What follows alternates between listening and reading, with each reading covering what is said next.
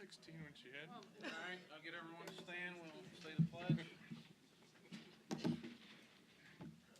I pledge allegiance to the flag of the United States of America and to the republic for which it stands, one nation, under God, indivisible, with liberty and justice for all.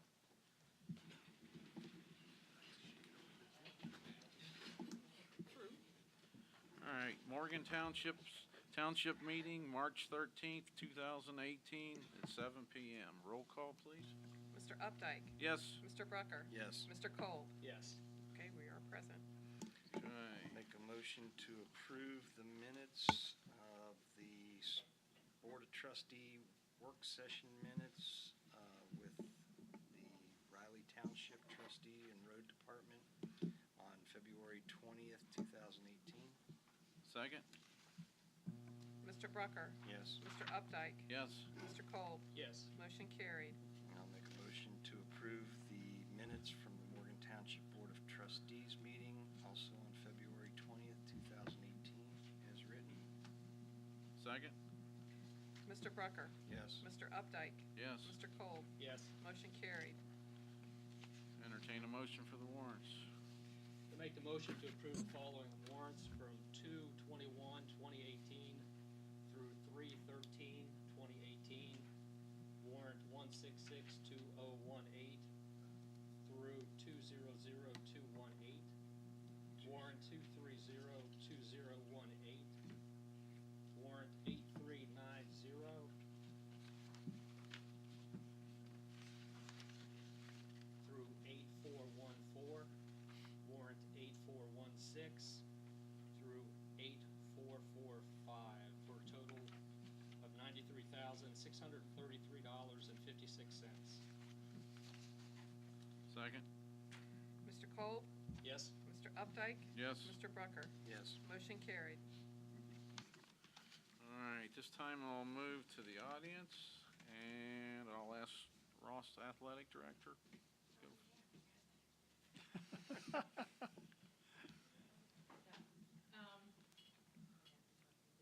Yep. Is it on, Rob? Turn it on. Hello. Yes.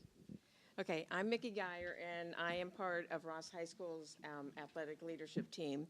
We have a walk on May 5th, if that's okay with you, that we raise money for juvenile diabetes. Over the last 4 years, we've raised over $55,000.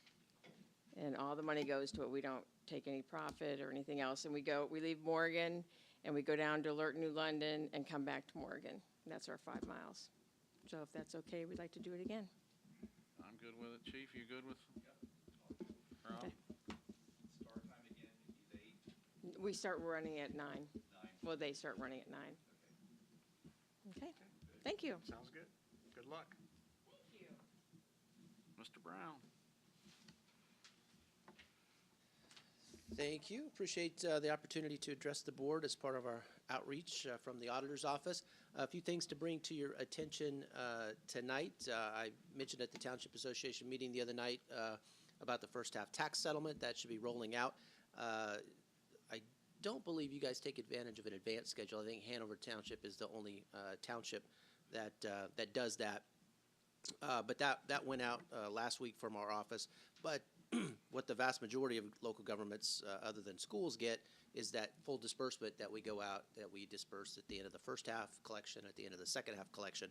And this year, the end of March is when we expect to disperse the funds that then you would use for your operating expenses and for the various levies. So those will be coming your way very shortly at the end of March.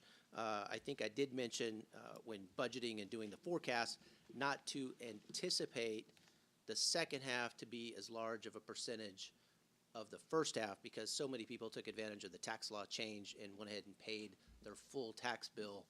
Instead of just paying it in the first half, they tried to pay it by the end of 2017 so they could take advantage of the full opportunities to claim those deductions for state and local taxes that are kind of being minimized going forward in 2018. So because of that, a lot of people paid all their property taxes in advance, so the first half should be larger as a percentage of the bill than what it has been traditionally in the past. So if you're kind of using a number and saying, oh, we usually get about 40%, in the second half, probably more, like 30% in the second half this go around. So just keep that in mind. That's something that Mike Stein definitely wanted us to continue to mention as the treasurers and the various fiscal officers go through and get their budget preparations. Board of Revision, for those that would like to challenge the property tax value, April 2nd is the deadline this year for Board of Revision. We have really had a low turnout of participation.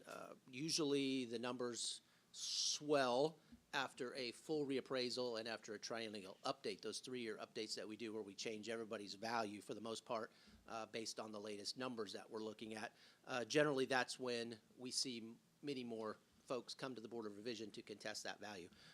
We only have, I think, 380 as of a couple of days ago that have filed, and 80 of those was from one really big outfit that goes around buying up properties and tries to rehab them and those type of thing. And I think that group has filed like 80 of the 380. So if you just think about your average Joe citizen, there's like 300, and I'm sure some of those would even be corporations that are filing on rehabbed homes. So really, we feel like we did a pretty good job hitting a fair conservative value when we went through and did that update in 2017 because most people are just not, now nobody's happy with the taxes that went up a little bit, but as we continue to say, that's through local governments and that's your choice or at least it's the electorate's choice when a fire levy passes and those types of things that is going to impact the tax bill. And when the values go up a little bit, there's inside millage that local governments get. That's going to impact the tax bill a little bit. But we want people to just kind of look at that value and feel like if I could sell it for that, we hope we're actually a little bit below what you think you could sell it for. And it seems like from the numbers that were there, because we haven't gotten very many challenges at this point. Now, that could always change between now and April, but historically, just looking at it, we would have had quite a few more by now, looking back over time. So we're happy that we feel like the public feels like we put a good conservative value on the properties. A skimmer app is out there. We've talked about skimmers in the past. That's the illegal credit card skimmers that people are putting into gas pumps. We've had 20 that we pulled out in Butler County in the last little more than 2 years.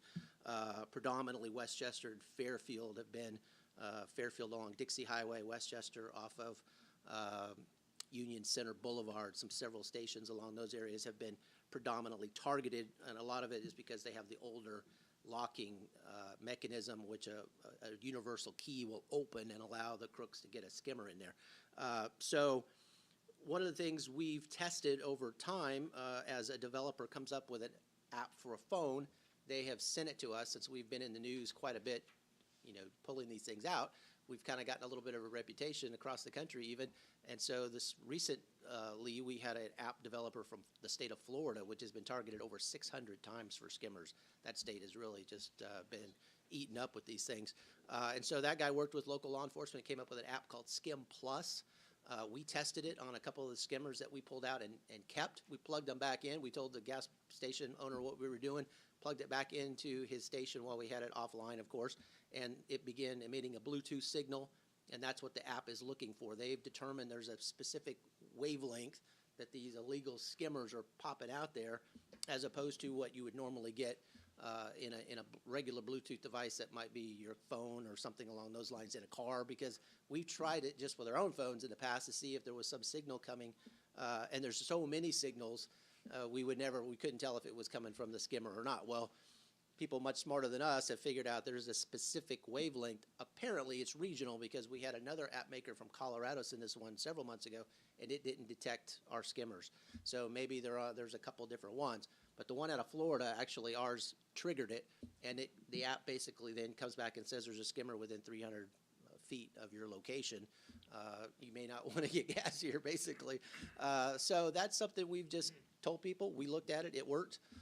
So I know one of the trustees in Westchester told me the other night, he says, hey, I got that thing, and I test it everywhere I go just to feel more secure. And that's kind of what it's about. If you can't get into a pump and check it out before you pump gas, but this is kind of the next best thing as far as we're concerned. So it's a free app. It's only for Android devices at the current time. I think he's working to try to get it for Apple, but at this point, only Android phones would be able to utilize the app, and that's called Skim Plus. Finally, we've had some questions here recently about we're dealing with capital gains, and people are wondering, how do I find out, since your auditor records only go back into the 80s, how do I find out if I need to sell a home and it's from prior and it's not my original home? How do I figure out what it's sold for to be able to mark that down for tax purposes? We don't have a very long retention period for our conveyance, so every time you transfer a property, there's a fee that happens as part of that. And there's a fee schedule that's set, and it comes down. I believe the county commissioners have a role in setting that. Well, back in the day, apparently from 1968 to 1990, that fee really didn't change. It was $1 for every $1,000 home sale. So as the deed serves as the permanent record, somebody would want to go to the recorder's office, search the deed for their property, and there's going to be a stamp on that deed that's, if it doesn't show the sale price, which in a lot of the older cases it wouldn't, it would still show whatever the conveyance fee was. So if it was $35, the original owner paid $35,000 for it. So that's one of the ways we just tell people, that's because we know that fee schedule, and it stayed the same, that number is going to get you to where you need to go at the end of the day to tell the IRS, whoever you need to report that to, that original sale price of that home back in the 70s or whatever it was, this based off that $1 per thousand transaction. So that's something we just want to be able to tell people. That's where they would get that. That's found at the recorder's office. Recorder Danny Crank has a lot of records online that are searchable, but I don't believe he goes back maybe beyond the mid-'80s as well online. Everything else older than that, you actually have to go to the second floor at 130 High Street in Hamilton and actually go into his office, and they've got all the books, and they'll walk somebody through that wants to check out their deed, because that's where all our original deeds are held at. So just wanted to share that's come up a few times this week, so just share a little advice that somebody might want it. So that's my report tonight. Got a couple questions. Sir.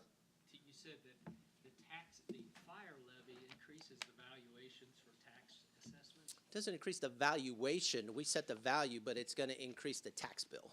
If there's a increase, if there's a levy with an increase that passes, or a reset based on the new value, that's going to be a millage amount that's applied in addition to what was there before. So if you pass a $3 mil fire levy, what does that do for a $100,000 house?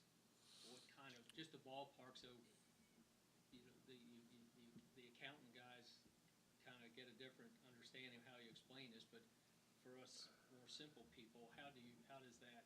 Right, that's 3 cents per thousand, I believe, is what the millage rate is. Is that right? Yeah, 3 cents per 100. How does that? So that's how it's calculated on there. And so basically a lot of times there's a continuing levy. So that's going to change based on the valuation. So when we look at a total value, if all the levies in place haven't changed in between a reval, like what we just did, the tax rate is what adjusts, because you can't over collect. You can only collect on new buildings in the community, and inside millage can grow. But for the most part, the tax rate is what fluctuates. So if we put a new value, and let's say it's, let's just say it's $10 million in Morgan. That's what your total value of everything is, $10 million. And we go ahead and put $12 million on it after the new triennial update, then the rates fluctuate. So the $12 million doesn't collect more than the $10 million did before.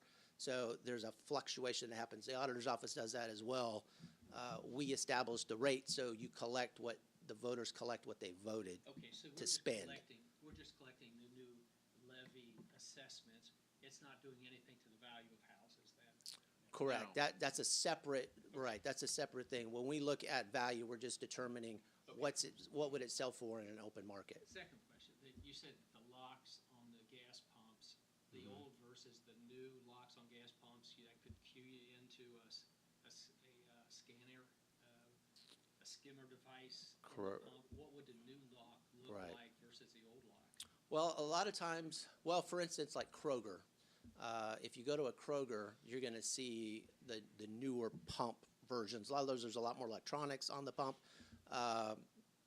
their pumps will open, but if they're illegally opened, the entire pump shuts down. Okay. And actually, a third party has to be contracted to come out, get it going again. So while it's been tampered with, nobody could use it to get gas. So the lesson is to look for a new pump.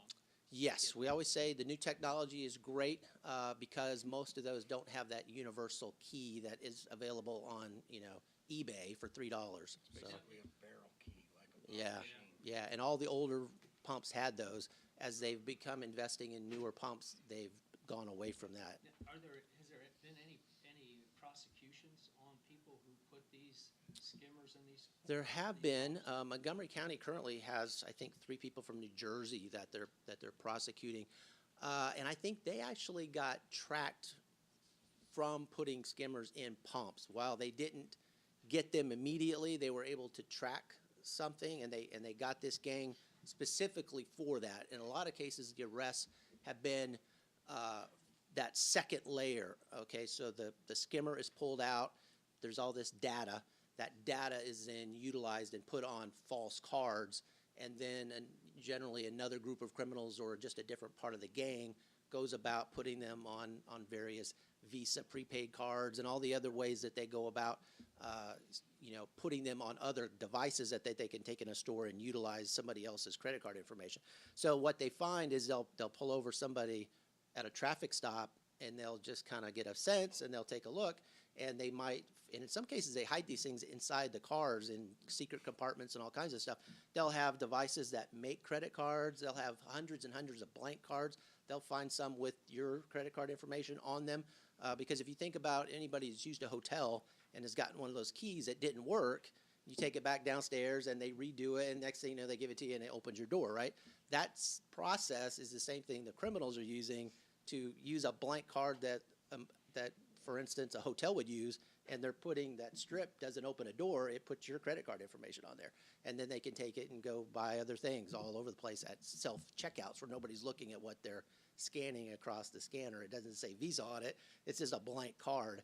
So that's how they've caught several gangs. They've just been lucky and kind of happenstance found all of this information in their vehicle, and they've charged them with fraud based on that. So, but not many arrests were they actually catching somebody putting it in the pump. The only thing I've heard of, we put a camera in one several months ago and actually caught them coming back looking for and that's on our website. You can see about a 4-second video of a guy trying to get in and find his skimmer, and we had already pulled it out. And so that went on all the news stations, and but we still, while we've had several people with leads, we've not been able to identify that person. We think probably from out of state, but that got the FBI very interested, and they're helping us, working with us now. They know we're serious about this, and we have plans in place. The next time we find one, we're hoping to put in a sting operation and work with the FBI and hopefully catch them. So we might be one of the first ones that actually catches one coming back in, grabbing a skimmer. So that would be great. Cool. Thanks, Dave. Yeah, appreciate you guys. Thank you, David, for all the legwork you've done.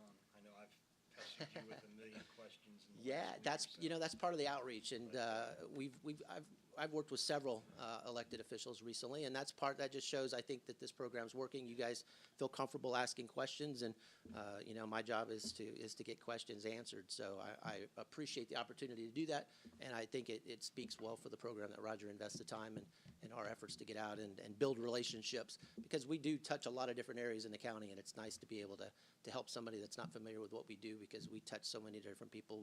We're able, if we don't know the answer, we generally know who to get it from. So I'm happy to do it. No, thank you for all the legwork you did, and all the answers that you. Very good. Glad to help. Information And that you've given 3 Valley Trust stuff is very interesting as well. Yeah. So It was all based on, for the audience, it was based on educating me on how 3 Valley Trust acquires land and the different things that they can do with land. Some of it's retained by the homeowner or the property owner. Some of it is acquired by 3 Valley Trust. 3 Valley Trust doesn't like to keep land, so they like to sell it or get rid of it to Metro Parks, which Metro Parks doesn't want any more land. They've got enough now. So there's, but it was Right. very educational for me. Thank you. good. Glad I could help. Thanks, sir. Thanks. Anyone else from the audience tonight got anything? Like to speak or? Come on up. John?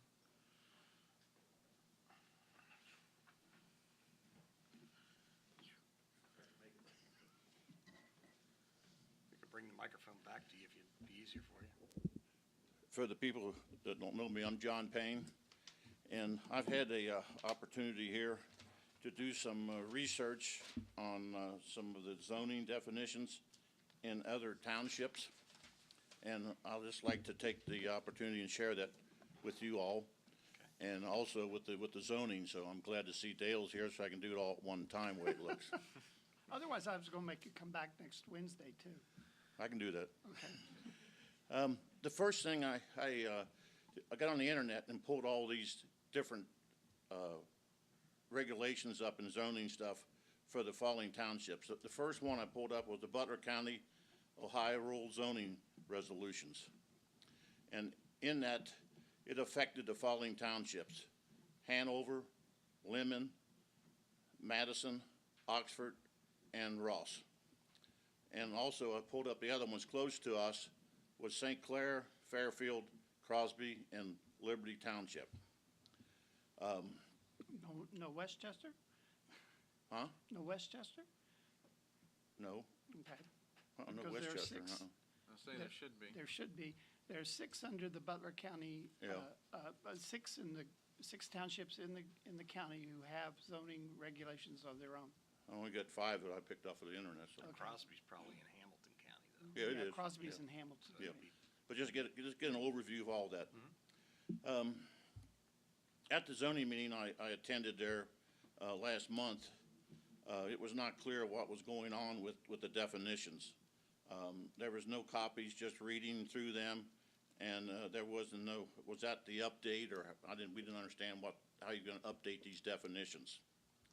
So with these different resolutions, definitions, I feel it can probably, a lot of this was pertaining, and we could probably use or modify with very little modifications. And you don't have to reinvent the wheel. I chose the following major definitions that were discussed in the meeting. There was a lot of discussions around home occupation, junk automobiles, replacing damaged buildings, accumulation of junk, prohibited business districts, etc. I won't go in and read all the definitions, but for each one of those, I have made a copy, and it describes what is in these current definitions. If you'd like to have a copy of that, I can present that to you all, and you can do with what you want. Absolutely.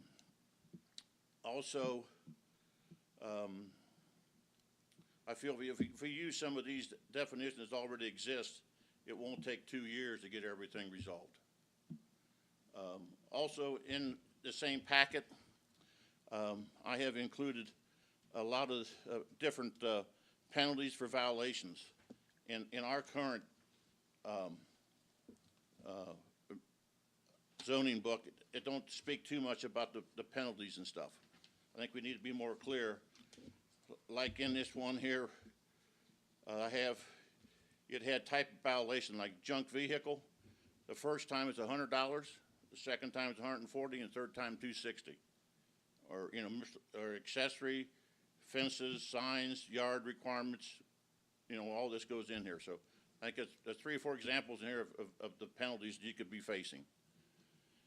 It was also brought up in the meeting, it would be nice to have a form that for complaints, that if you couldn't attend the meetings, this meeting or the zoning meeting, you could send this form into somebody on the internet, and they could bring up your issue. I have a copy of what Fairfield Township used. It's a blank form, and you could put it on the internet and probably use most of it. Okay.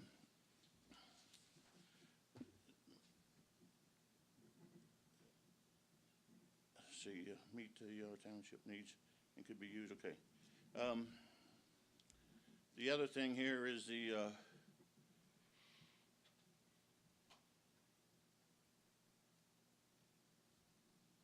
I had let's see, okay, could be, I had seen a newspaper I had also, I don't know if you've seen it in the Hamilton Journal the last couple of days here. But in that, it was from the Butler County stuff. And they had in here that the next step will be used to convene a committee comprised of staff and stakeholders from the community, and for the community and for the commissioners, consider the proposed changes. So maybe on some of your definitions, you may like to invite people that want to come in from the public to participate in that meeting. Well, as all of our meetings are open to the public, John. It does. I mean, your off-site meetings, and discuss some of the details before you go to the meeting. I think it's what they were talking about here. You'd be part of the whole team all the time. All of our meetings are All in of the our public. meetings are not off-site. They're all here in this Yeah. building. They're all public to begin with. And as you know, when we worked together on the 21st last month, Yeah.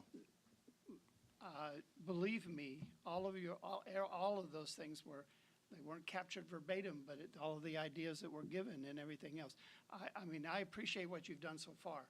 Trust me, I will, because if you can help me get through this a little bit better, I'm going to accept your help. I mean, there's no doubt about it, and I'm sure the trustees will agree with me. Okay. The more community input we can get into this, the sooner we will have it the way we feel like it needs to be for the. I don't think it's a real public knowledge that the people can participate and be part of all these discussions, so maybe Okay. we'll get something else out in the system that I'll flags put that. it on the website and try to get it out. But a notice like that, though, will usually cost the township a little bit on that. It's not a free notice in that particular cases. Okay. So we'll try to work with the township. One of the other things I wanted to try to do is to, in those meetings, is to have a sign-up sheet where you would come and sign your name, give me your email address, and then I was going to ask Mr. Brucker back there to help us do a listserv type of situation with it, so that I could put in the email address, and then I could automatically send out to everybody all Okay. at once, okay, on those. And I certainly do want the copy of that, okay? If you could do that, then he can make copies for the rest of us. Yeah, right. I'll give it out to the rest of them. The last thing here is on the meeting, the minutes from the meetings for either the township or the zoning. Was wondering if there any way that we could maybe issue the minutes right after the meeting, No, realizing it has it's to be not approved, but you could even state that on there. It must be approved at the next meeting, but it gives you some time to take a look at it and digest it. Coming in here tonight, you only got 5 minutes to look at it. And then so far, we don't have nothing from the last zoning meeting. And that's right, because we're waiting for approval by the And committees. I think we ought to do something before we get the approval and say this is a, preliminary copy, whatever, but get it out to us quicker. Well, you have to approve it, and once it's approved, then it's a public document, so that's, and as soon as we approve it, usually that night he puts it in. So like after this meeting, these are approved, they will go on the website. And I understand your point, but if something was wrong and then you put it out and there was a misprint and then Right. here you go, you've got more. When you say this is a draft, it gives you the flexibility to correct something if it's not Could we true. put a watermark over it saying draft, Tom, you think? Good. So far, most every time I've been here, whatever they said, the meetings was, it's all been approved. I've been very few mistakes or issues on the Well, minutes. We receive them before, so we read them, we don't see them for the first time 5 minutes before the meeting. Yeah, We get them emailed, like, within 2 days, she emails them to us. well, But, Same here to the commission. Within the moment I received them, I've sent them to the commission from the February meeting, so that they all walk in knowing what the minutes were for that particular time. And that's why it looks like it's only 1 or 2 minutes that these minutes get approved. that's, maybe think about it, see what you guys, If wanna we do can with it. come up with something and maybe that everybody agrees to, and we put draft across it, Yeah. like you said, a watermark. Yeah. We could do that and then finalize it the night Yeah. of the meeting. Because we meet every 2 weeks for the trustees, so that's. Sure. You don't have to wait as long, but for the zoning, they meet once a month. So you got, Sometimes it's longer. Yeah, yeah, depending on how, they're gonna meet more frequently now because they got a lot on their plate, but yeah, yeah, they could go, I know when I was on the BZA, we went sometimes 8 months before we'd have another meeting. So the last meeting, it didn't get approved, the minutes didn't get approved for 8 months, which is not a good thing. And John, if you do go to the zoning tab on the website, you will see January's meetings there, minutes there, right, Tom? Yes. Yeah, they're on yeah. Yeah, I was looking for February 21st. yeah, I know, but I'm still that's, looking. Be there but March see, 30th, January was the March only one I could 21st put up the there. next meeting. Yeah, But, yeah, let us talk about it and see if we can, Okay. agree that we All can right. put a draft on there and But it'll we be can't marked. do it the night of the meeting. That's No, impossible. it will not be the night of the meeting because she has to go back and listen to the. Oh, no, I mean, the tape. It might 3 be or 4 within days 3 or 4 after. days. It might be- Yeah. Okay, or, even a week after the meeting. we Okay. can do that. It's better than 2 or 4 weeks. And then to address, I know I talked to you shortly after the February 21st meeting. We had some ideas and things, suggestions on how we could improve it. And one thing you wanted is for the audience to be able to follow what the board is talking about as far as the definitions. You happened to buy a copy of the zoning Yes. resolution, so you could follow, but other people Right. had no idea. So we're gonna try to put everything on a PowerPoint or somehow display it through the computer up on the screen so they can follow it. Okay. Would be more digital than a flip chart, and people can follow Okay. through that way. That'd be real good. Okay. But I think you're gonna find these definitions here I flagged in this document I passed out here is very, very good. We definitely don't wanna reinvent the wheel. I mean, if we can, we're not too proud to copy and paste. And I've got all copies of complete copies of all the zoning things from each of these townships, if anybody wants to see the whole book. We can Google it too. I mean, Okay. we can do that. I've done all of that too, John. It's, All right. I mean, Okay. but I appreciate everything Any you've other done, questions or anything? Or- truly. No, I'm glad thank you for getting involved. I mean, Okay. And everybody here, pass the word. Every meeting we have, the dates, the time, the location, which is, most of the time, the location is here, is on the website. There's a calendar on the left-hand side of the homepage. Tells every meeting we have. Okay. And it's as up to date as it can be. So if we have a change, it'll be, as soon as it's approved, the change, it'll be on there. So I Okay. go home from here and I do it the night of our meeting. All right. So, and if we can get the minutes to be, with the 3 trustees to agree that we put it in draft form, that'll be on there. Okay, good. Thank you. Okay? All right. Thank you, John. Anyone else from the audience tonight? If not, Mr. Marshall.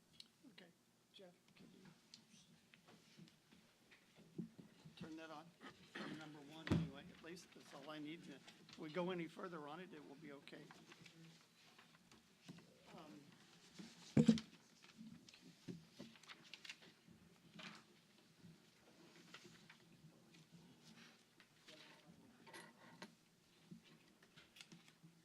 As soon as it comes up. Yeah, actually, state line. Yeah, I received a complaint from a Carol Hyatt on State Line Road she lives on the Indiana side, for this particular property at 3836 State Line Road, at the corner of State Line and Shaneling Road. I went out on the 8th of March here and took this picture of what you see there, okay, of these inoperable vehicles, just to introduce that on into that, and everything else to get that started. We are working on presently getting the form letters ready and going out to each of the properties that we have, which there are 2 others that Brett will speak to later, and everything else, unless you want to do it now. Well, might as well do it all now. You go ahead and do that, and then we'll share the other ones, and I'll just go ahead and present what I've got. While we're Okay. on the subject, no use starting here and then come Well, back to it I later. mean, this is the property belonging to a Carlene Beethoven, and everything else. And as you can see, the white car is sitting up on a cinder block or a concrete block. Missing the front wheel, the others, everything else. Now, the complaint came about mainly because Mrs. Hyatt said she could tolerate most of it, but when they started putting the tires on top of the cars, that became a little ridiculous, okay? as she said. I, All right, Jeff, if you want to go ahead and show those other two pictures, and then I'll go over some of and this. by the way, trustees, that was your number one attachment tonight. All right, you got this property here, it's 5027 Alert New London. It's the one with the two Jeeps, and where they're making the ruts. You can go to the next one, it shows it again from the other side of the tree. It's where they're kind of rutted in the yard. I think you can zoom in a little bit too on that, can't you, Jeff?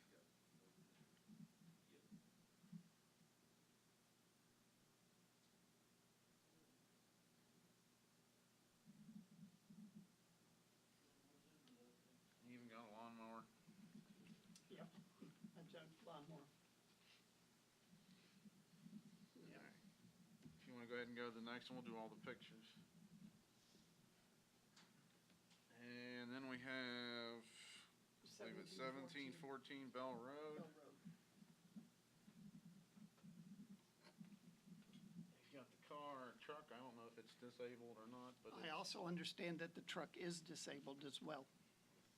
I've heard that through several other people. the truck has sat there for over a year. Year.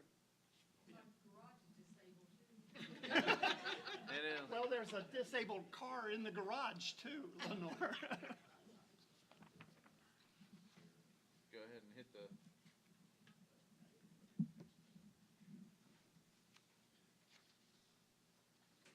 Another picture of it.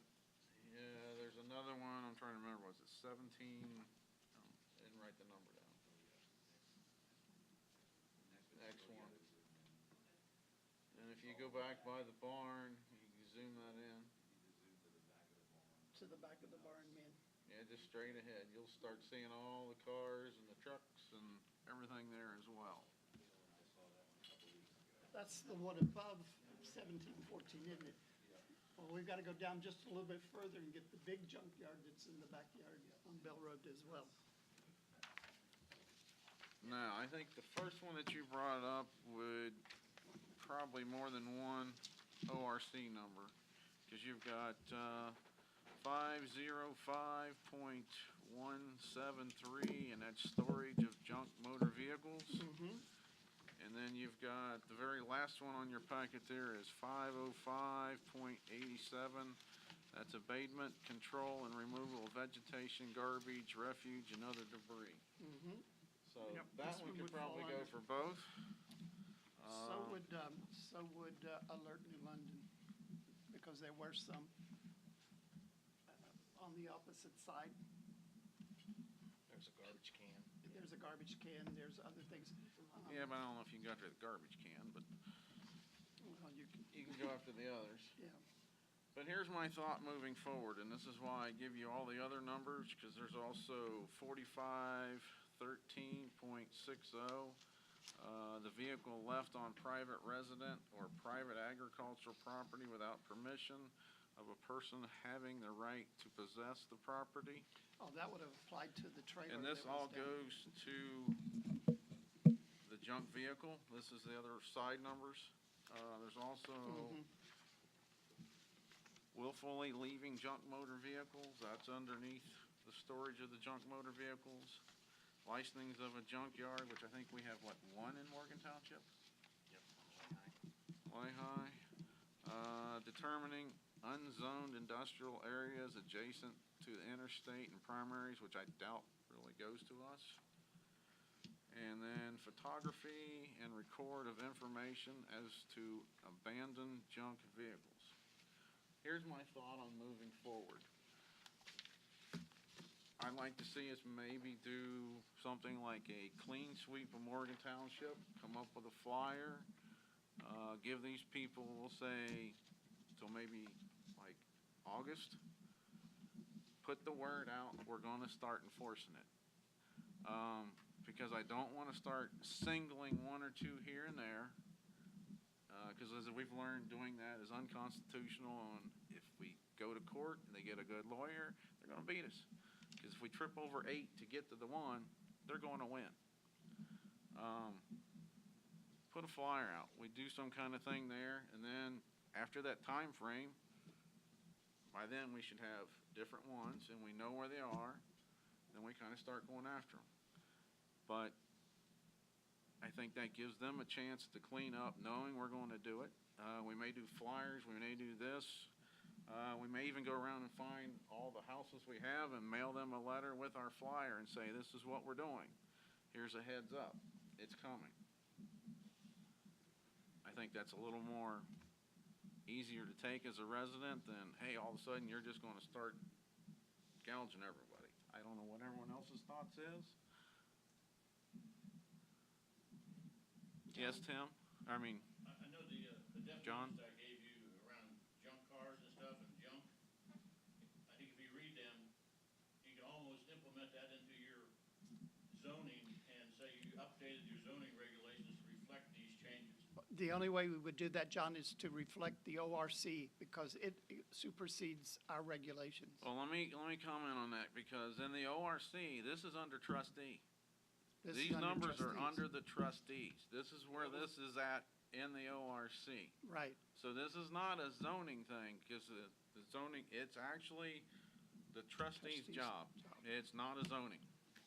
It's totally different. Yes, zoning can help us with the letters and different things here, but it is not a zoning. It falls in the ORC underneath the duties of the trustee. That's why I printed all this out and I moved this here. That's how that works. We cannot supersede the ORC, Ohio, but we can refer different things in the zoning to look at these numbers in the ORC.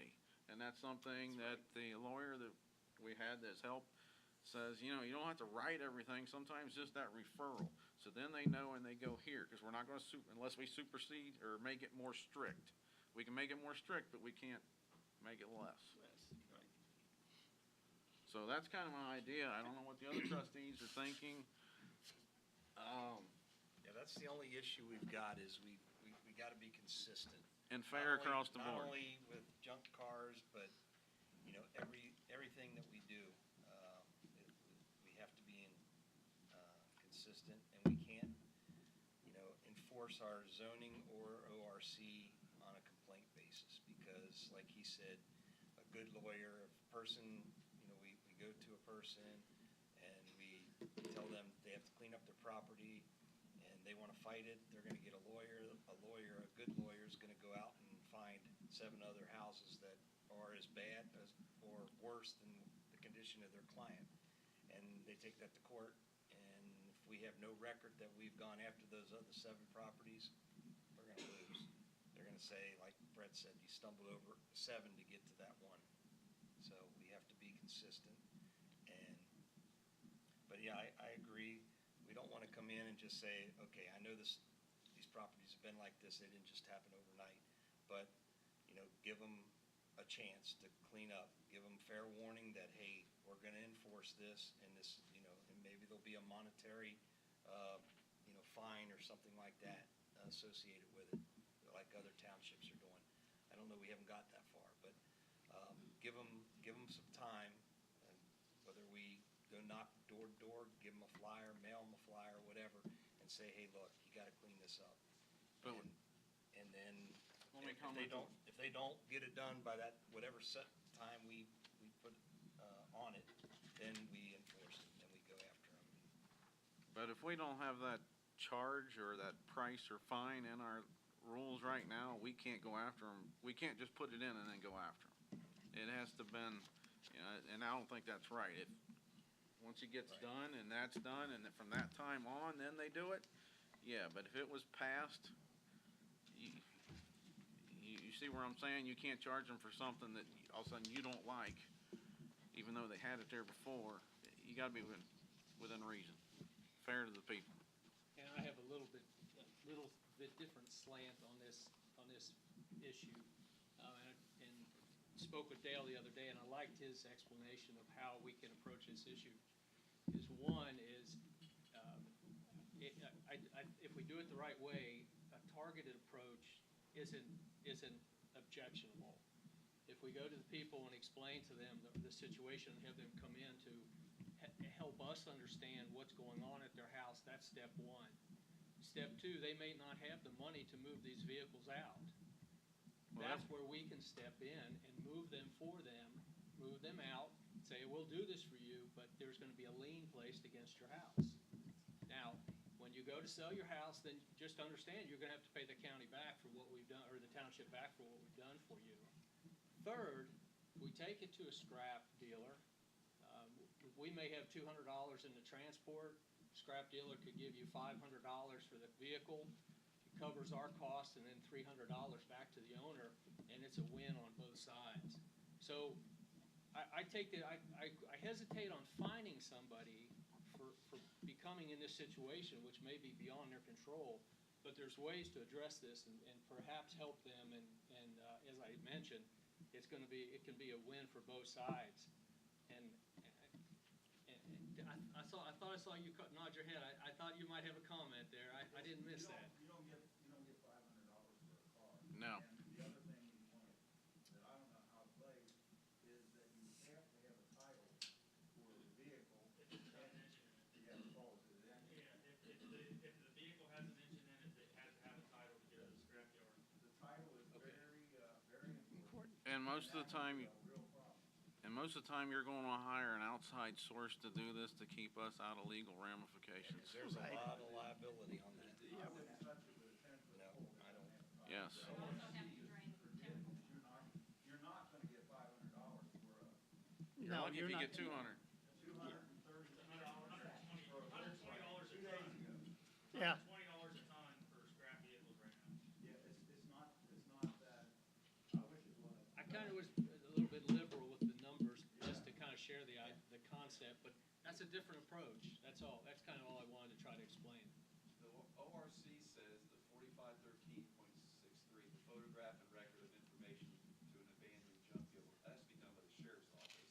Correct, and I there's, just read that, they have to go on the property, run the bin, and all stuff, and then they're the ones that legally have the authority to call a tow truck in to take it. well, that's like the one we had in Okeana where it was abandoned. It wasn't the property owner's vehicle, it was something else, so you have to, there's different numbers and different things. For every case could be totally And different.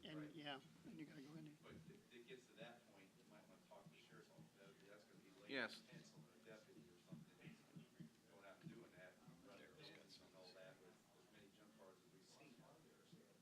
Daryl? The lights back on? Yes. Hey, Daryl, can you come up here so she can capture it, please? Take I'll it bring the back to it. microphone to you. Just hold on. Will it reach? It will. It'll go, Yeah, he's gotta take it through there, though. because Carol can't capture, unfortunately.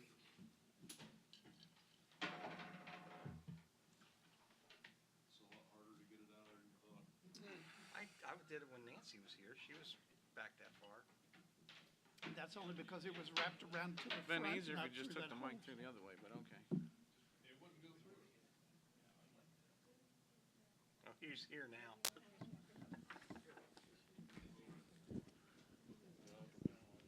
Or Yeah. we could leave it free.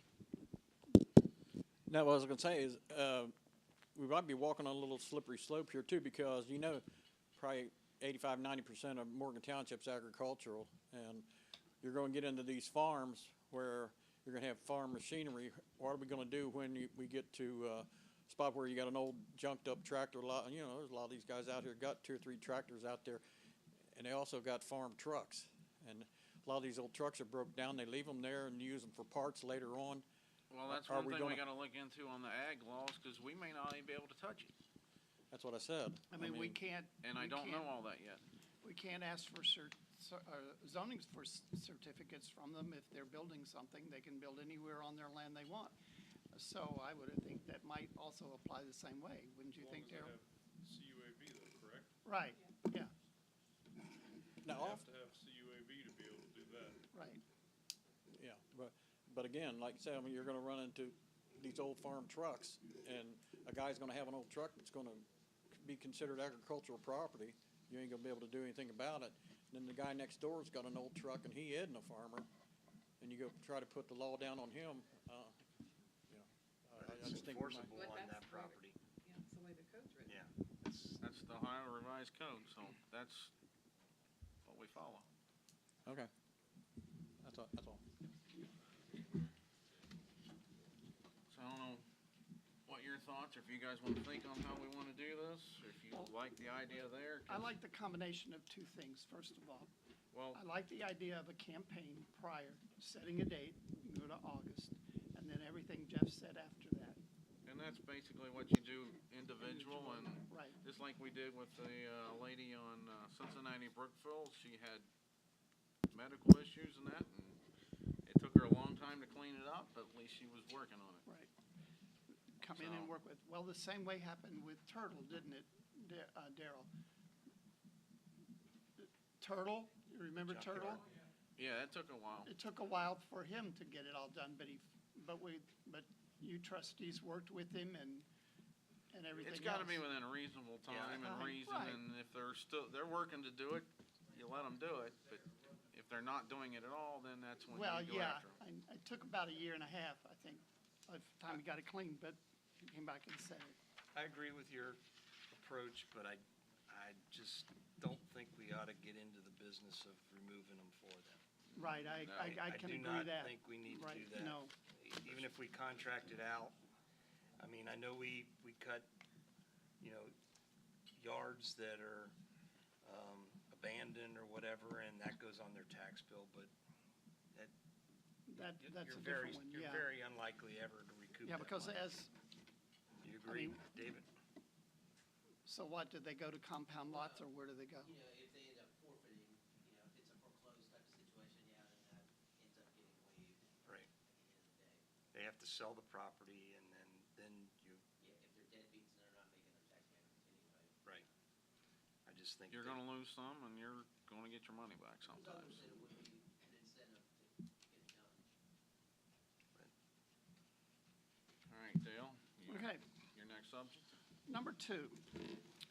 I received a few calls concerning the new construction at 4990 Cincinnati Brookville. The calls are concerning the frontage setback. Our application for zoning certificate states that frontage setbacks needs to be 45 feet from the center of the road. The application is stating this as if the property is a residence and in either an A1 or an R district. This is in Shandon, 4990 Cincinnati Brookville Road is in Shandon, and it's in the business district of Shandon, where the setback rule is 25 feet from the edge of the roadway right-of-way, the road right-of-way. I am going to go out and take the measurement on Thursday to see if he's within the setback allowed. Our zoning regulations state very clearly that the 25 feet frontage for any of the business 1, 2, or 3 districts, so he's as legal as he can be unless he is under 25 feet. Okay? Number 3, if you look in your packet, you will find the distribution of what Three Valley has placed in conservancy here. Oh, I spelled that wrong. Oh, gosh, I'm going to die. I mean, most of the time I would use it the other way around. Okay, but anyway, as you can look on the map, all of the orange blocks on the map are protected easements. Okay? And then, if you'll look, most of those center around the greater Miami aquifer. I'm sorry I don't have a copy of this for the people. I could run and get one and put on there. If you want one, okay, cost you $1 for this size, okay?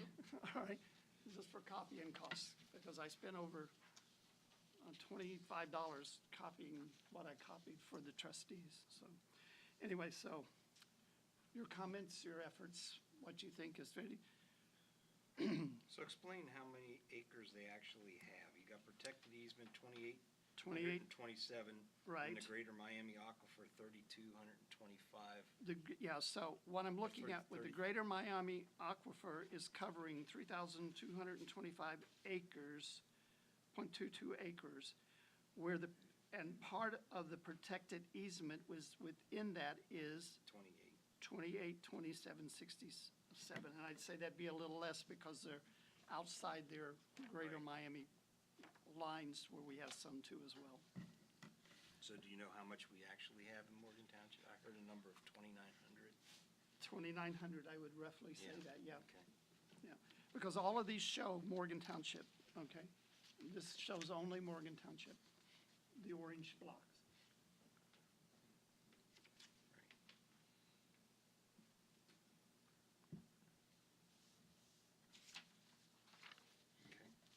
Okay. Okay? All right, number 4 in your packet.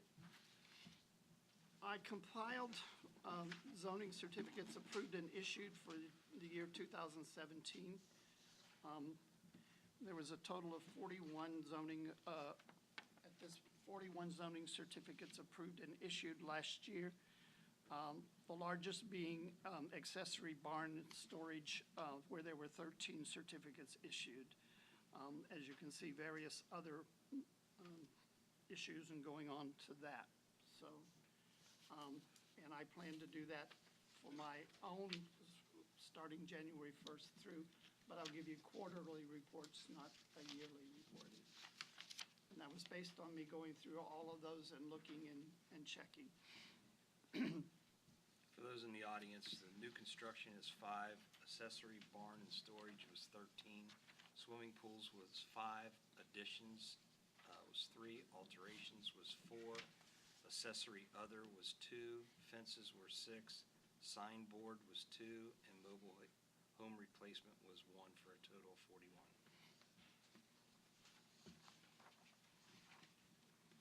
Okay. Number 5, you do not have a handout for, but Hidden Falls pre-construction meeting was held on March the 9th at 2 p.m. here in the office. Mr. House has met all of the concerns we had in the township as well as Butler counties.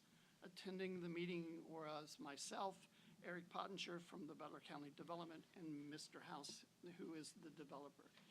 He has began construction on the drive by laying the required rock base of our regulations. He's using 301 or 304 stone, the large. 304 stone. 304 stone, okay. And in his driveway, and will proceed to lay the first course of the asphalt when the weather allows, and by the time, which is the first inch and a half, and then he will come back later, at a later date, to put on the other inch. That may be way in the future, though, because as he said, he doesn't plan to develop it until, well, first of all, he's going to build his own home, which he is beginning construction on too. And then he's going to wait maybe 5-10 years before he even sells another piece of property on the private road development. So for a while, it's going to stand as just one single resident. You know, I do not have an address. It's on Weaver, South Weaver. Yeah. Yes, right, Daryl. Sorry about that. Number 6, if you look, you will have a piece of information on the property. It's 3450 Chapel Road. A foundation for a building has been constructed, and I and Tom were wondering if a zoning certificate had been approved. In researching the property, I found that this is still A1, and in checking on the GIS, I have found that it receives CAUVs. This clearly shows that the property is being used for agricultural purposes and therefore should only need Butler County building permits. And you can look at the GIS, if you look at the GIS information sheet down at the bottom, it says CUAV, yes. Is that even if it's a house? It's a church. That I don't know, but it's an agricultural piece. Okay, and as you can see, it's owned by an LLC. Right. So as long as it has those CAUVs, I can't, you know, it could be a church, I don't think we restrict that, but we'll see. Yeah. Yeah.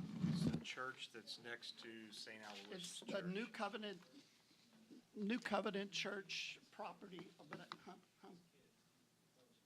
Okay, Well, I mean, they're under this If partnership. it's a house, you still gotta get a, even if That's it's what a. I was thinking. You still gotta have permits if Still it's a gotta have house. a permit to build a house, whether it's CUAV or. Well, I'm not sure what it is. I'm gonna have to find out at this Okay. point. Okay, I'm just going to have to go onto the property and find out and ask, Okay. which I will do. All right, number 7, we have an email from, and I will read this. Mr. Marshall, I am an investigator with the Bureau of Alcohol, Tobacco, Firearms, and Explosives, ATF in Cincinnati. I'm preparing to conduct a routine compliance inspection at the premises of a Morgan Township resident who holds a federal firearms license, which allows the licensee to deal in firearms and perform gunsmithing. The FFL holder is located at 4992 Alert, New London, Shandon, Ohio, Morgan Township. This licensee has been licensed at this location since 2006. A review of the 2006 inspection report indicates that zoning approval was granted at that time. As part of my inspections, I routinely contact local zoning officials to ensure that the licensees maintain compliance with local ordinances. Has anything changed which would prohibit this resident from continuing to hold a federal firearms license at this location? I don't know where to begin on this. I'm kind of lost on this one. Any guidance, and I will follow. Have you found anything in the records from 2006 to see how they addressed it then? No, but I will begin to look there. I just wanted to bring it to your attention, though. Okay. You said, did you say 4992 Alert, New London? Mhm. Cincinnati, Brookville? Alert New London. I put Cincinnati Brookville in my thing, didn't I? Yep. It's Alert New London in the. Two in the, typos in one night. I know. Oh, gosh, I'm off my game badly. Jeez. He's not perfect, Therese. Well, she couldn't do that He's because not I wrote perfect, most of this Therese. right an hour before I got here. I said, since I'm the grammar Nazi. Okay. All right, I'll have to correct that in my minutes. Okay.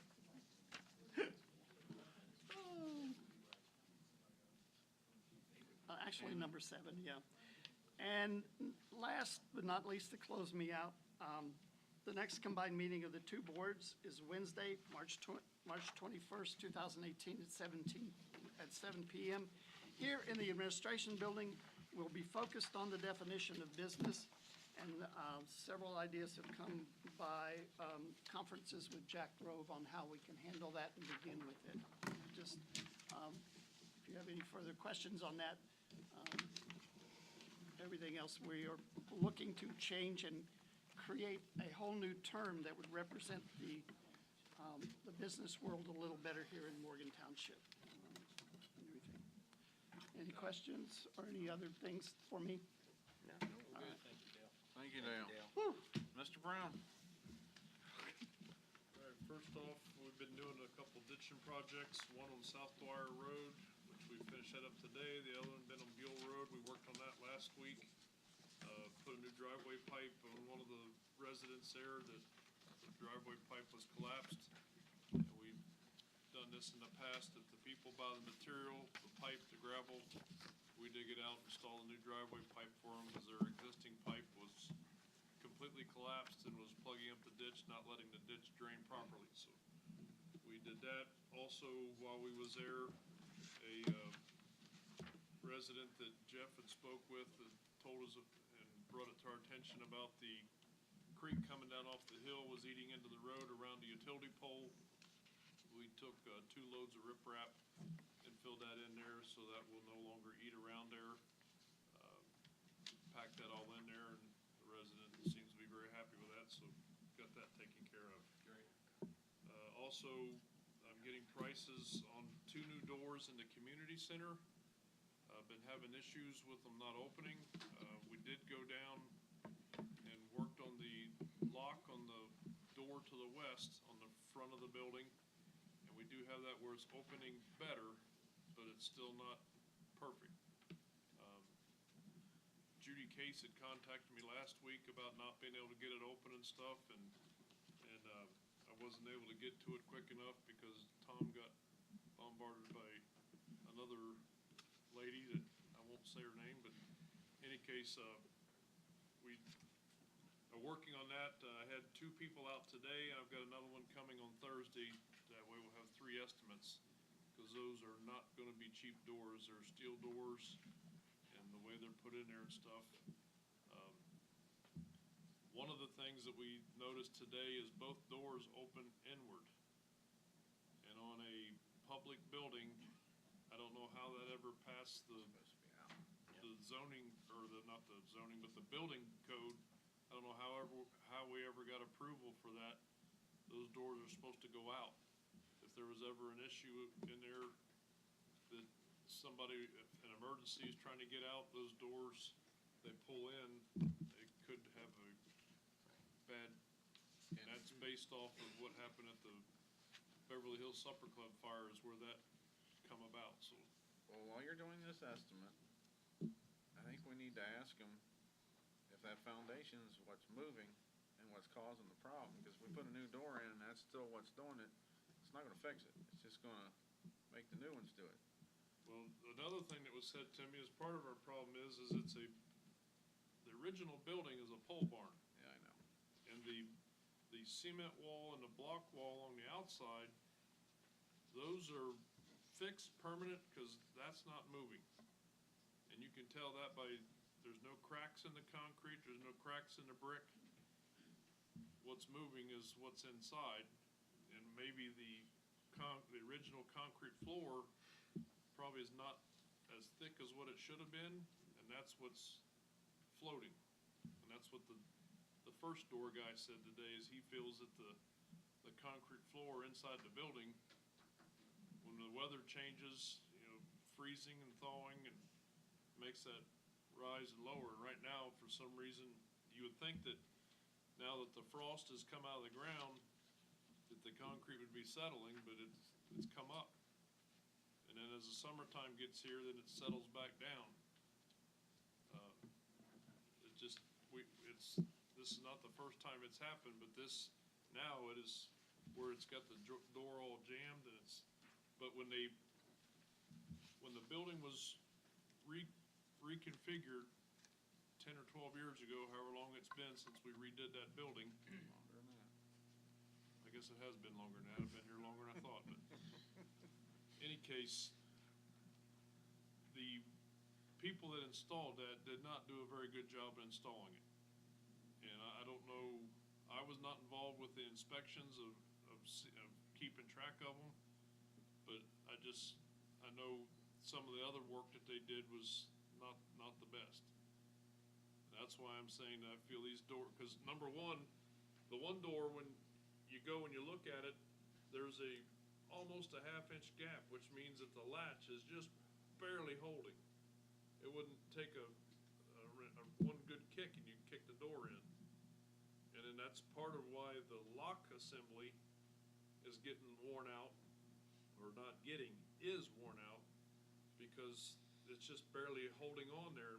People come up, push on it, and it just, as long as it's been there, that's the original lock that was put on that door. Because when we put the new doors on, we're gonna need to put new locks on it also. So is the heaving of the concrete primarily on the west door? Could we do away with, put something there, but not use the west door? We got the side door for the big room, or the back room. And then we use the east door for entrance to the front room. We could, because there's not as much movement on the east door. Right. As what there is on the west door. It's just the west door is the first one you come to. Right. When you come in the park, when you're walking in from the parking lot and stuff. So. You could put, a door there, but not operational. But here's the other thing that I was told is, when we go and put these doors to where they open out, he thinks that's gonna help us a whole lot, because you have to, when he goes to set them doors, he's gonna, depending on how they're fastened, which he can't tell with all the cover on there and stuff until he goes and tears them out. But when he puts these, at least this was the first guy, I mean, I'm gonna have 3 estimates. The first guy was saying that when he sets them back in, even if they're in wood right now, down at the bottom, he will encase that in concrete, so that, that metal door frame is encased like it's supposed to be. He said, because on a normal brick building, your metal door is part of the brick structure. And he's gonna make it to where it's the way it's supposed to be, and he said he thinks he can fix that to where the heaving and stuff won't affect that as much. That's kinda what I was asking. On that exterior though, aren't those exterior doors usually set on the footer? So unless the heaving is on the inside as the door opens to the interior, does it hit the interior wall, floor that's heaved? Right now, it is on the interior floor, yes. But I don't even know if there's a footer, because that was a pole barn at one time. And that's put brick on it, and this is back, it's gotta be at least 20 years It very ago. well could be that when he goes to Or set more. this door, he might have to cut that out and. And pour I mean- concrete. Cause that used to be what, the township building, and then you had the shop and everything in the back down there, if I Correct. remember right. Correct. Like I was a kid, but yeah. Because the original doors over there were just wood frame doors. I mean, and when I first started here with the wood frame door, we never had any issues like this. It wasn't until they put these metal frame doors in there when we started having issues. And then if you go and you look at it, when it was put in, it wasn't squared up when it was put in. And I think that's part of our problem is it wasn't put in square and plumb like it should have been. Because that's the one thing that, the first guy that I met today, he pointed that out. The second guy never said anything, he just took his measurements and gonna give me an estimate, and I've got a third guy coming Thursday to look at it. Alrighty.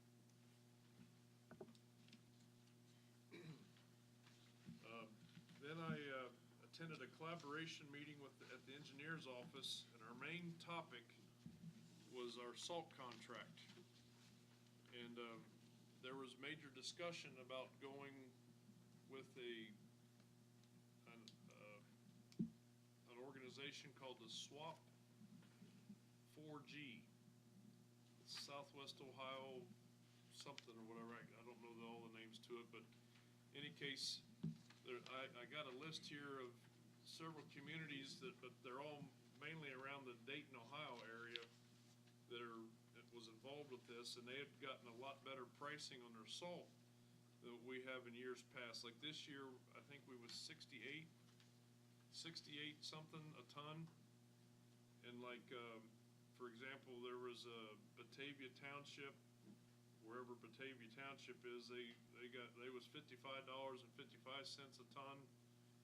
A couple other ones were 52, a lot of 53s. There's one $49 a ton. But How's that price based on the quantity you purchase? Or? that part, Quantity you purchase, and it's also how far away and how much it costs to ship it. So the Correct. farther you are, the higher the price is gonna be. correct.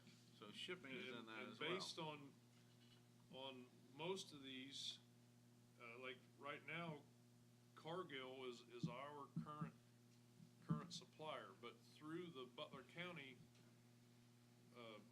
cooperative that we've been getting our salt through for as long as I've been here,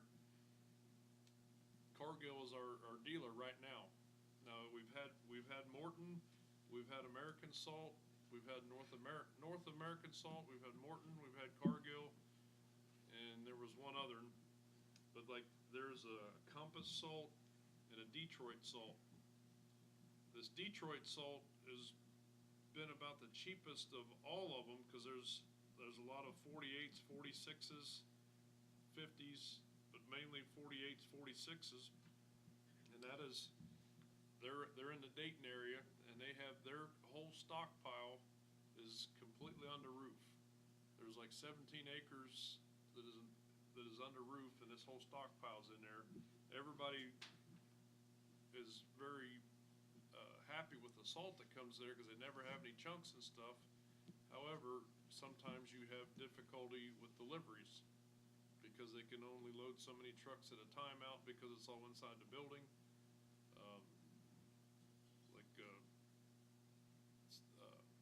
City of Middletown had said that they usually get their salt pretty quick and stuff, but there are times that they've had to wait as much as a week.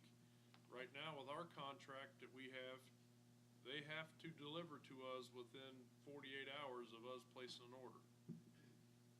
At least a portion of they don't have to, like say if I order 100 tons, they have to bring me at least 45 tons within 48 hours. And then within 72 hours, they have to deliver my whole order, if it's 100 ton. Now, if it's 1,000 ton, they have a little more leeway in order to get that delivered and stuff, but they have to deliver in a certain time frame. Well, in any case,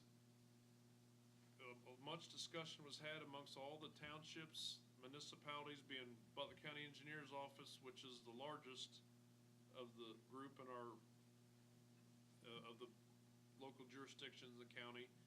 The next largest is Westchester and Liberty Township. They're about even. Then the City of Fairfield, City of Hamilton. All of them decided they want to stay with Butler County putting their contract out. All of us townships, like Morgan, we average about 650 tons is what we put on our bids. We have not bought that much in the last 3 years because we've had mild winters. This winter, we still are not going to meet 650 tons.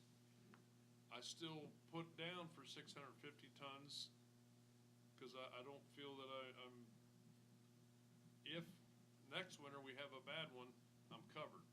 Yeah, but we've went over 900 before. We have. But they have a clause in our thing that we can go over that and they still have to give us a salt for the same price. Now, the only problem with that being is once you get to your 650, they don't have to adhere to the 48 hours and the 72 hours once they get to that time frame. But that's why we try to keep our salt barn as full as we can. So if you get to that 650 ton limit, we should still have 400 some odd tons in our barn back here to get us through the end of the winter. That's where we get to, and then once the winter time is done, and I've usually tried to fill the barn back up, which I have till April 30th to get it filled back up before this contract is done. So I'm just was waiting until, it take about 250 ton to fill the barn back up right now. But, I mean, I still have plenty of salt in there that should get us through the rest of the winter, but I was just kind of waiting to see how much more we's gonna have. That way, once I fill it, get it full, then I'm done. I don't have to keep ordering little bits and pieces here, because when we start shoving it up in the top, takes a little bit more to get it up that high. How many tons do you have in there when that's full? When it's full, I can have 425 ton in our barn, when it's full. So who's the contract with the county? Right now, it's with Cargill. But this whole discussion was because they need to put all the numbers together to put out the new bid for the 2018-2019 winter season. That's what this meeting was about. Because there was a lot of discussion about trying to get in that swap 4G to try to get cheaper prices. Now, the only township around that is not going with the county and sticking with them is Ross Township. But Ross Township has a unique situation. They just partnered with ODOT and had a brand new salt barn built on their property down there. Actually, ODOT built the majority of the barn, paid for the majority of it. Ross Township supplied the land and I think kicked in a few $1,000, I don't know exactly how much, towards building the barn. So ODOT fills it up with their 1,200 or 1,300 ton of salt that they put in there, and then Ross Township puts their 850 tons in, and then ODOT supplies a loader to load them out. So they're going off of ODOT's bid, which is cheaper than ours. And we do have that option if we want to do that, but you don't have that, get it delivered within 48 hours of your order, getting it delivered to you. But the consensus is if everybody sticks together, the county, they're hoping to get better prices this year because of there being such a big stockpile in the river, and the supply and demand is what they're hoping to. But there has been a few years where ours was lower than theirs, but the last few years it's been flip-flopped. Correct. Well, like, 2 years ago, our salt was almost $80 a ton, and we're down to 68 now. So they're hoping we at least stay 68 or maybe even a little bit cheaper. But if you manage your stockpile, do you ever get into that 48-hour crunch time? Where you have to get it in 48 hours? We did that one Not- year. Well, Well, that was I know. more of a severe winter. that one winter we used 900 ton. I got down to where it looked like I was getting close, but there was still 100 ton in the barn. But when I start seeing the back wall, I am starting to get pretty nervous, and that's when you really go into conserving mode to start mixing grits in with it and stuff. But when I start doing that, number one, it doesn't melt it as good. You don't have the cleared roads as fast, and you get all that grit all over the road, and it just makes a mess at the intersections. You gotta constantly be going out and sweeping intersections and stuff when you start doing that, but that is another reason why we're using more liquids now with our salt, to try to cut down on how much we use to still get a cleaner road by using the salt brine and beet juice mix with our salts. So what's your recommendation? 650 ton, and we're staying with the county. Do you want to just go ahead? Yeah, I need to have that in the resolutions. Okay, on the fiscal officer's report, I've got, that we need a resolution for the Butler County Engineers Office, that Morgan Township wants to be on the 2018-2019 Butler County salt contract with a bid of 650 tons of salt. So moved. Second. Okay, Mr. Brucker? Yes. Mr. Updike? Yes. Mr. Kolb? Yes. Okay, motion carried, and I'll get the resolution for you tomorrow, Rob, so you can get that up there. Okay. Then we received the new mower from Zimmer's, and I hope to get that, the other mower put on the Gov Deals site by this Friday. I should have got it done last week, but didn't get that done, so I will get that done this week for sure. And then I had been approached, two more things here. This next one, I'd been approached by, at the county association meeting that I was at the engineer's office by, is the Oxford Township trustee who's now in the. Gary Salmon, and said, wanted to know if I knew that we was been pre-approved for the ODOT sign grant. I said yes, because you'd already emailed that to me. I didn't think that we would be eligible for that because we've replaced our signs like we were supposed to, because the deadline was all the signs in the township was supposed to be replaced by 2017. We started in 2012 we split the township in 4 quarters. We started replacing the signs. By the time we finished the whole township, we got all the signs replaced. We spent $18,000 on all new signs, new posts, new bolts, hardware, stop signs, curve signs, stop aheads, delineators, any type of sign we had out there, and that includes our street name signs, for about $18,000.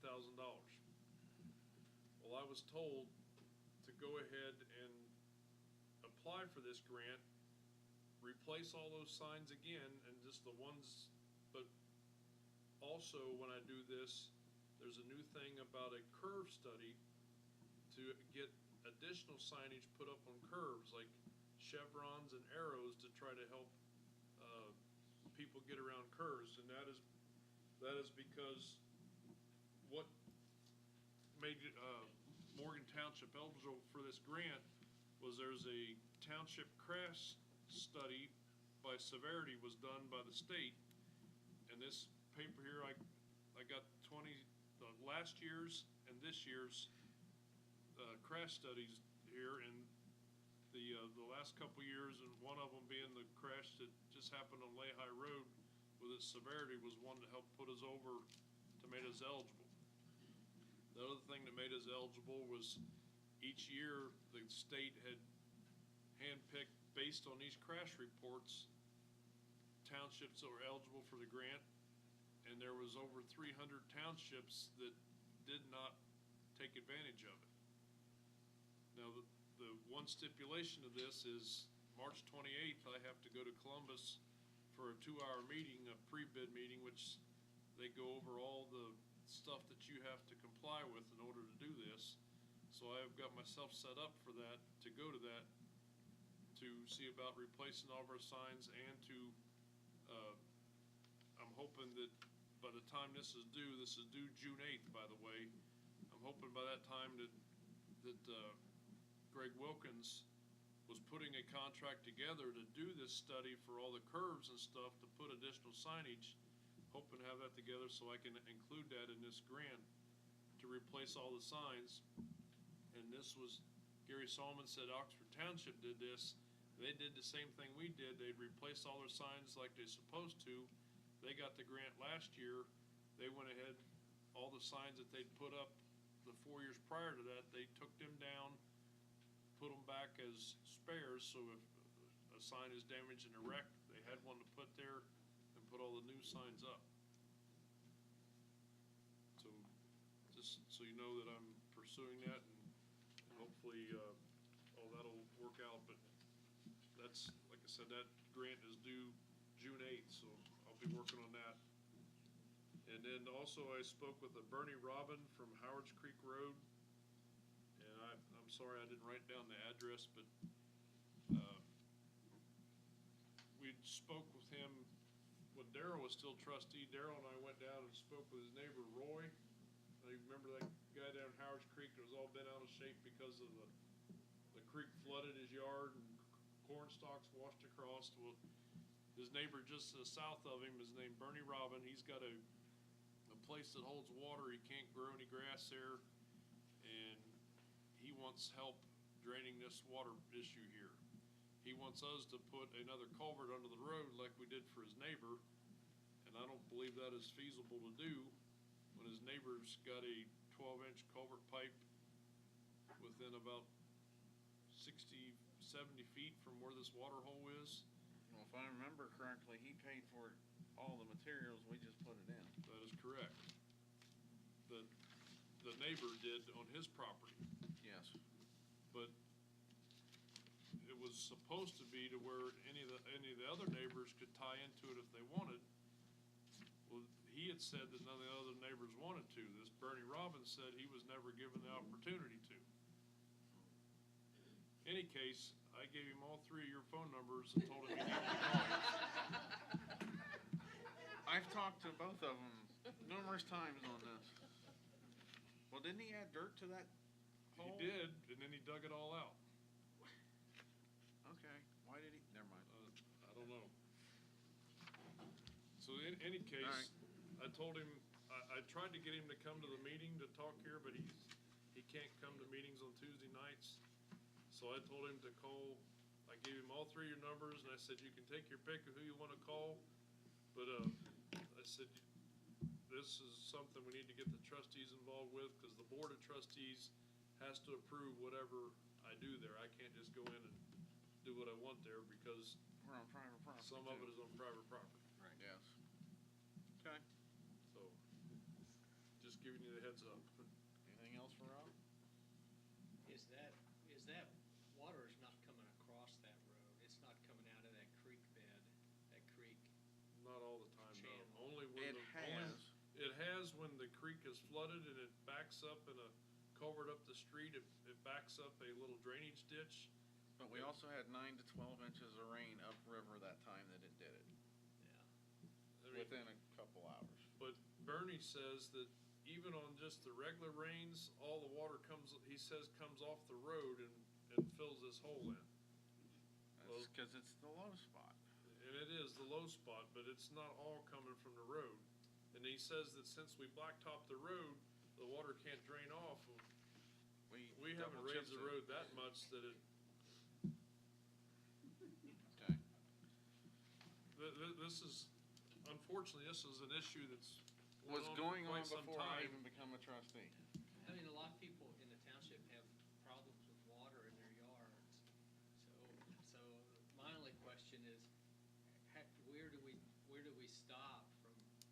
fixing people's yards that lives there and bought that, and they've got issues with that yard. Do we have the resources to do that for everybody? No, No. no, we So- don't. And you're not allowed on I mean- private property. We'd love to.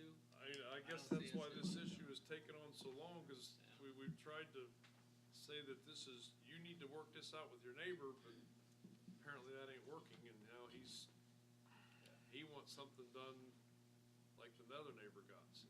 Okay, thanks, Rob. So, You got anything else, Ron? Nope.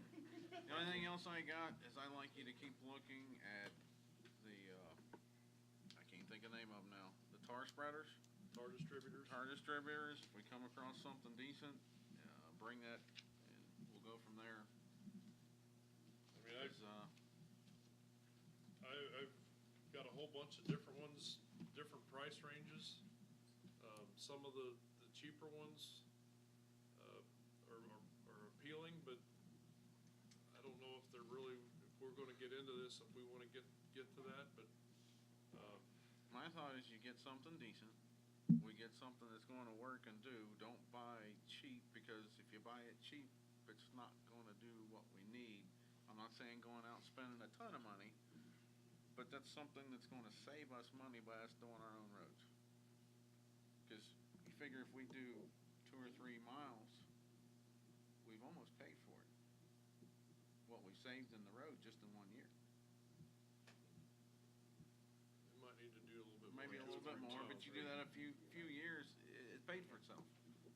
Just on what we're gonna save and doing it ourselves with Riley, working together. I guess you were involved, I think he said you went to Indianapolis and looked at the chip spreader. The chip spreader, yes. I was with Denny Conrad last Thursday night at a Butler County Township Association meeting, and he said that they just bought that, so it's 12-foot wide. This one's only 11. 11 foot. We looked at a 12-foot the week before, Okay. but it was a hunk of junk compared to this one. This one's only 11 foot. It's, got a newer motor on it, what the other one did, and, they're gonna service it and fix a Deliver it. couple things on it and deliver it all for the price that they agreed on, but it's a lot better machine, and I went along with them because they wanted my opinion as well as their road superintendent, since we're both gonna be working with this and stuff, so. All right. Well, thank you. All right. Thank you. Mr. Galloway.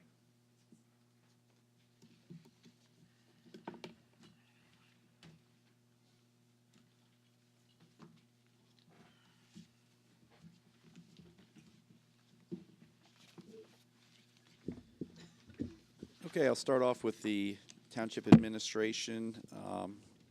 Administrator reports. You'll see, number one, while I was out of town last week, Dr. Russo contacted me, left a message on my phone that the Miami University has approved the internship program for Morgan. The undergraduate will either start the end of May or 1st of June. And then they're also now putting in the process for us to also get a intern for the January, the winter semester as well. Number two item you'll have in your packet, it should be the first thing on the left. It'll say collaboration agreement. This is what we met with Riley about. Went back and forth with their trustees, with the three of you. You made comments, I cleaned it up, and then this would actually be now the final collaboration agreement for the three of you to take a look at and sign and move forward with that process. There was very little between the six trustees, the three of you and the other three. There was very little discussion in either one additions.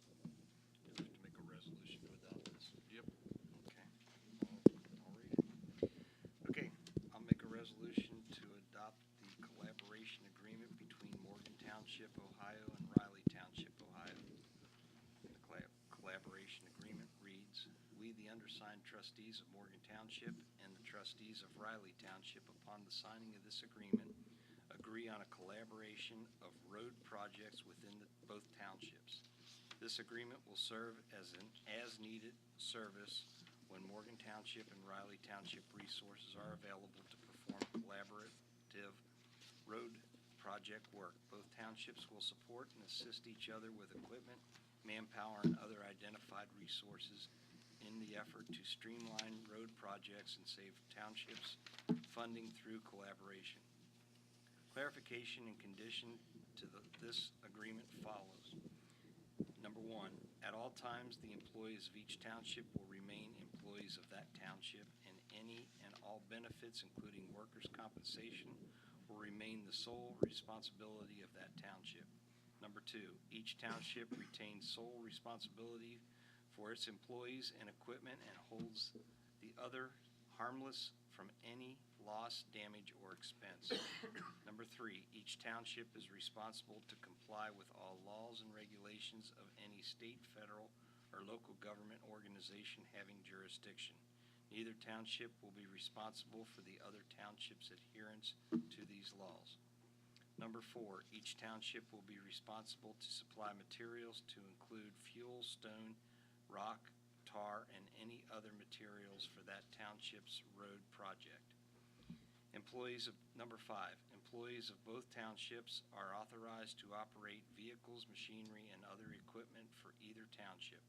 Insurance of vehicles and other equipment will be the responsibility of each township. Number six, each road supervisor agrees to complete a 5-year road plan and submit to their Board of Trustees annually for review. Number seven, both boards of trustees agree to meet together 6 months to review collaboration of road projects, budgets, and future needs, as well as progress of the collaboration.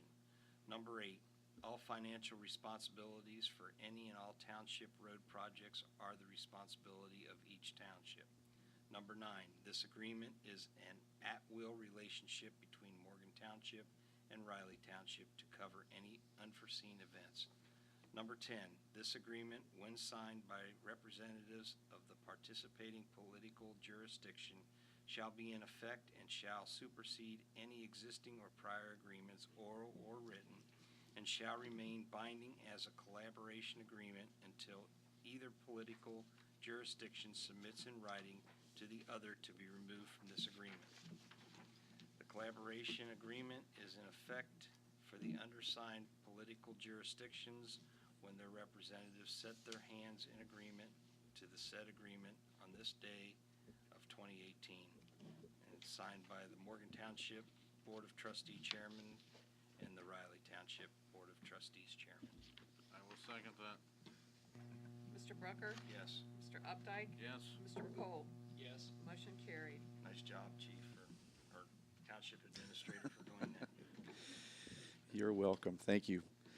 Next, I'll move for, unless there's any questions on the administration side. Anybody have any questions from the audience what this is? Basically, we're pulling our workforces together for the road crews to do work that we normally would have to go to the county and get it, a county bid, and then that contractor would come out, which we have to account for all our material, labor, everything, so the price on paper doesn't look like a huge savings, but in reality, we're not paying for the trucks and all that because we own them.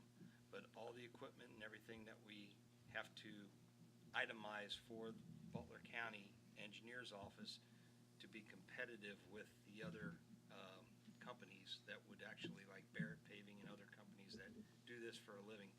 And we typically do 3 miles of road a year. We've got 30 miles approximately in the township. So over a 10-year period, we are addressing every road. So this will possibly could give us the ability to do more. Now, we are dictated that we can only spend up to, what, $45,000 per road. And even if Lehigh Road is, even though Lehigh is a bad example, Chapel Road, well, that's a bad example. Alert New London.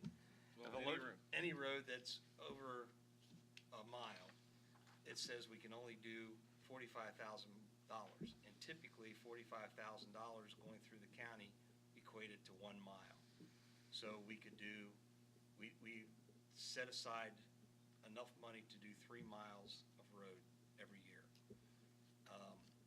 This will give us the ability to actually do more mileage per year. So increase our frequency of addressing the roads instead of a 10-year down to a 5 or 6, 7-year frequency. So by doing this with the Riley Township, both townships will be able to do more road with our people and their people. So, Should be about a third less. yeah. And that's a double chip seal process, not blacktopping, tar, chips, tar, chip. John? I have a question. Does Raleigh have similar equipment and the similar crews like we do? Or we have better staffing and better equipment than they do? Like, for example, this new distributor you're talking about, are they gonna pay part of that, or are they gonna No. rent that from you when you use it for their road? Each township will own their own equipment.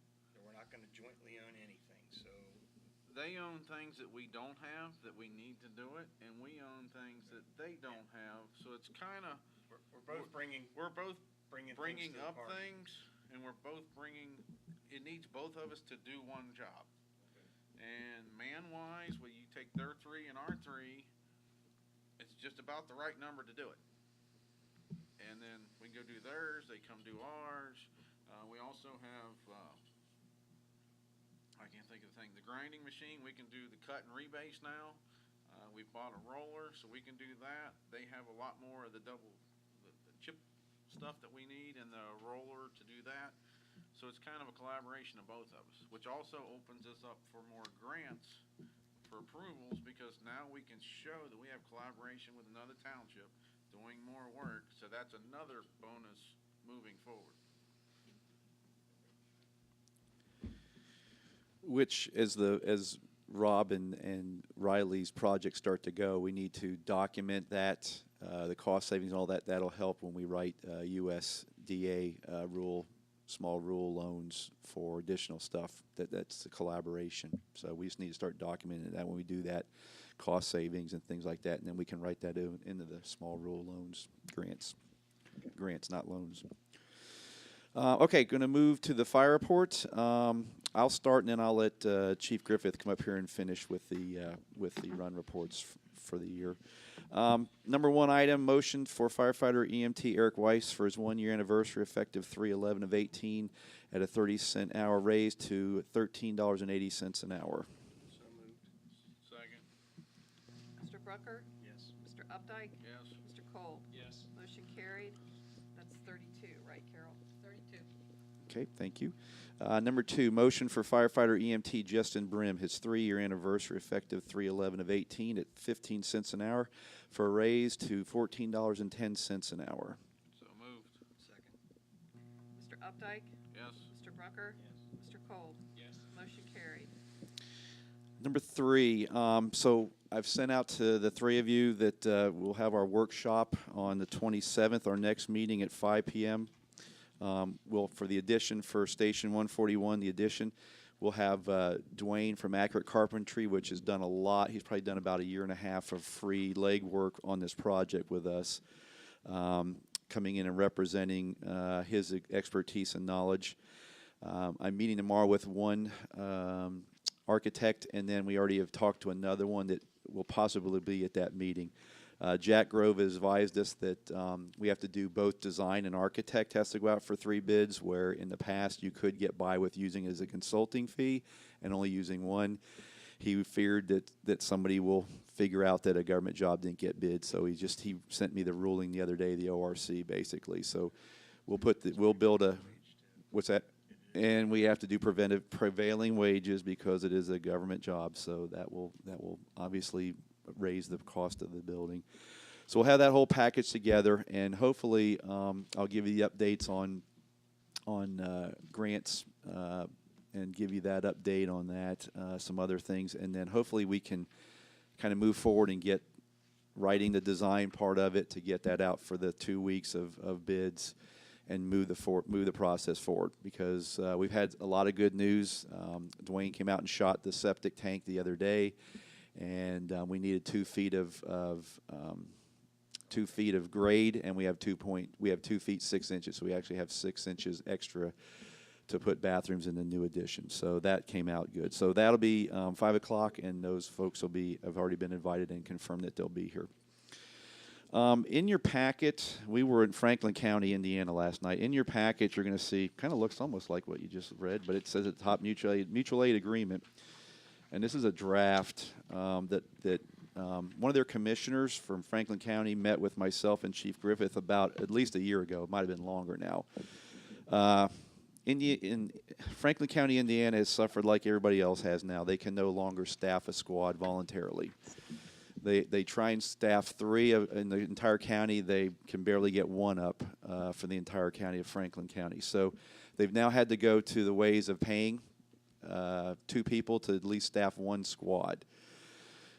We are going to Franklin County a lot more the last 6 months. 6 months we've been going into Franklin County a lot more because they don't have a squad staffed.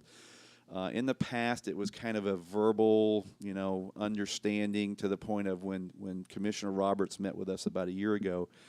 I said we have to have some kind of an agreement that we collect all the money because we're transporting the patient using our equipment and our drugs and medications, and then we have laws and licenses that we have to come back to a hospital in Ohio. That's the law, pharmacy laws and everything else. So. They were wanting to negotiate and say, we'll pay you $100 a run. We get to keep the rest of the money. I'm like, absolutely not. It's not going to happen.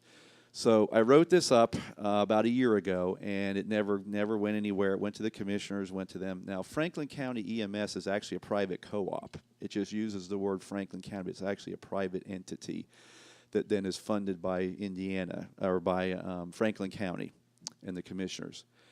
So we ironically Monday night went to the Franklin County Fire Chiefs meeting because we're kind of wondering why we're going over to Franklin County so much, and we found out that they can no longer volunteer staff their ambulances. And in the background, we saw kind of the players starting to talk together, and we kind of thought that was odd. And next thing you know, they came over to us and said the Franklin County EMS signed this the other night. And now it's going to the commissioners for their signature to then come back to us for discussion. I'm like, okay. What this does is it actually now puts in writing what we've been doing that was always hearsay, that we're gonna bill the patient, we're gonna hard bill the rest of it if their folks don't have insurance, we're gonna hard bill the patient. Basically, it lays out the laws and the licenses that we have to come back to Ohio because they're like, well, we want you to take this patient to Connorsville. And it's like, we'll be gone for 6 hours. That ain't happening. So this basically is puts in writing in an agreement what we have been doing over the last several years, but now it's in black and white. The other thing that you'll see in both 1, 2, and even in a couple others, one is we have the right to refuse if we don't have the staffing or if we're already on another call. We have the right to say, we're going to tell their dispatch, we're on our call, we don't have the staffing, you'll have to get Harrison or somebody else to go. So. Do they have a similar agreement with Harrison? They are working on one now. They're actually working on an agreement with that, and then the little pieces and pies of Dearborn County, they're actually paying. They actually have a contract with Harrison to go in there. Dearborn County, and some of the pockets actually pays them. They're going to do the same kind of an agreement with Harrison on this as well, and that was discussed the other night, Monday night. So we thought it was again just a talk and nothing else, and then they said, hey, the ambulance board signed this the other night, and it's going towards the commissioners. I asked Commissioner Roberts, I said, what do you think the commissioners' stance is going to be? And he says, I'm seeing this will probably get passed because we can no longer, we can't, we're going to pay 2 people $10 an hour to staff 1 squad based in Brookville. They signed this agreement right here? The ambulance co-op signed it. We're mentioned in it, we had no say in it. What's that? They didn't ask us for our input on this. They have not. So. Or are they signing something that we haven't even agreed to yet? So they read that, looked at it, and I said, well, we're going to bring it back and discuss it. So what you're doing is just a draft. We still are going to discuss it with our trustees. And they're like, okay. So I'm just laying it out there that this is what, if you remember, we talked, I think, a year ago when they met and said, here it is, and all that. And we thought it dropped. And then they're like, hey, we signed it.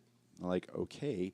it's only in a draft form that, we really haven't brought to the trustees yet, because it was just thrown out to them as here it is, here's a draft, and, they didn't make changes or nothing, so we're like, okay, we're good with it, so. Is there any reciprocity between Ohio and Indiana for our medical? If somebody doesn't have a national registry, can they practice in Indiana? No, the way it works is, as long as we have automatic reciprocity to go across and come back. Now, what Harrison does, Harrison has a different, they go every year for a waiver to let, because Harrison and Dearborn County actually gets contracted money. Right. So every year Chief Curzon goes up to the EMS board, he sits there for 3 hours and waits, do everything else, then he applies for a waiver to let those Ohio licensure people transport to an Indiana hospital. But that also makes him subject to inspections of the state of Indiana, and they can go all the way to Margaret Mary in Batesville. We are not doing that. We have to come back across. Under mutual aid, we can go across the border, but we have to come back to Ohio, and that's why that says that. We also have to have the pharmacy board. The pharmacy board says that wherever the squad started, it has to end in that state, obviously. So we're not just subject to any of theirs because we're going on mutual aid and coming back across. So there's automatic reciprocity for that. But we couldn't go to another hospital and transport them back either. You need reciprocity for that, but we don't need it.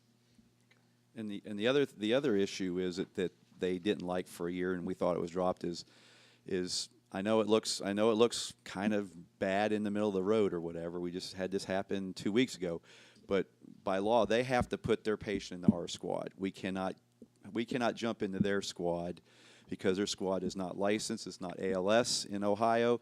It doesn't have the pharmacy drug licenses to carry our drugs, so we have to take their patient out of their squad and put them into ours. And that's the way the law is, and the pharmacy laws. Whoever pulls into the ER gets the billing. So obviously they would like us to get in their squad and they get the billing, but that's right. So basically, why you have this tonight, and it was kind of a last minute 11th hour when we found out that apparently the Ambulance Association signed it Monday, or found out that they signed it Monday night, is that I just want to put it on your radar, so when they all sign on their end, we're going to come back and obviously talk about it, negotiate it before we have our, but I don't want to catch, because it is, believe it or not, it is already, they questioned our crew down at Mercy South in Cheviot like 2 weeks ago and said, hey, we hear Franklin County is going under, and they're having to now start hiring medics. So it's all over, and I just didn't want you to hear like, oh, hey, you guys thanks for starting to come to Franklin County without me already giving you that. So we've not signed anything. This was a draft, as it says on the back, and apparently they just took a draft and started signing it. So that's where that is, and just a heads up until we see it in some kind of other form. Number 5, just a reminder, Thursday night we had the Butler County Fire Chiefs meeting here. The food will be delivered at 6. By the time they set up, it'll probably be about 6:15 for dinner. And then 7 o'clock starts the meeting. So the 3 of you are invited. We'll introduce you if you do come. And I know Tom came to the last one. They're kind of entertaining on the fire chief side. So you're welcome to come. Other than that, I'll have Chief come in and do the reports. But other than that, I have no executive session for either. And I'll take questions before AC comes up. Nope. Okay. Tell us a little bit about your training last week. Okay, so 5 of us took FEMA. It's a brand new program. FEMA's all hazards, air operations, and air tactical air support. Basically, it's to take the flood 3 weeks ago, if we'd lost any of those bridges down on Weaver where we had water 3-4 feet over the bridge, if we'd lost those bridges and had to rescue those people from those houses, it now basically puts myself, because I'm the one from Morgan that came, we had some others from the county come, but it would put us into a window where we can coordinate. We have to go through our channels, through the county EOC up to the state, to bring in Air National Guard or whoever to do those rescues. But we can now coordinate with them from the standpoint of we're now on the same page as them as air operations. And it's easy to land a helicopter, a medical helicopter. That's pretty easy. But when you have multiple helicopters or whatever in a township for a flood, tornado, whatever, you have that coordination that you can now do that. Can now also, we got really good at doing aviation maps and all that stuff to put on temporary flight restrictions. So if we have some kind of a one of the pipelines blow up and we don't want the media flying all over our scene while we're trying to do something, we can actually we now have the legal right to now put on a temporary flight restriction through the FAA and the Cincinnati Tower, so that we all about that. So basically, it's that whole air operations for anything. It could be a tornado, who knows, tornado, floods, any kind of thing like that, and coordinating all of that air operations within the township. So, yeah, it was a great class. So, like I said, it was a FEMA class, and also goes towards renewing my international certification for emergency management. So, okay, thank you.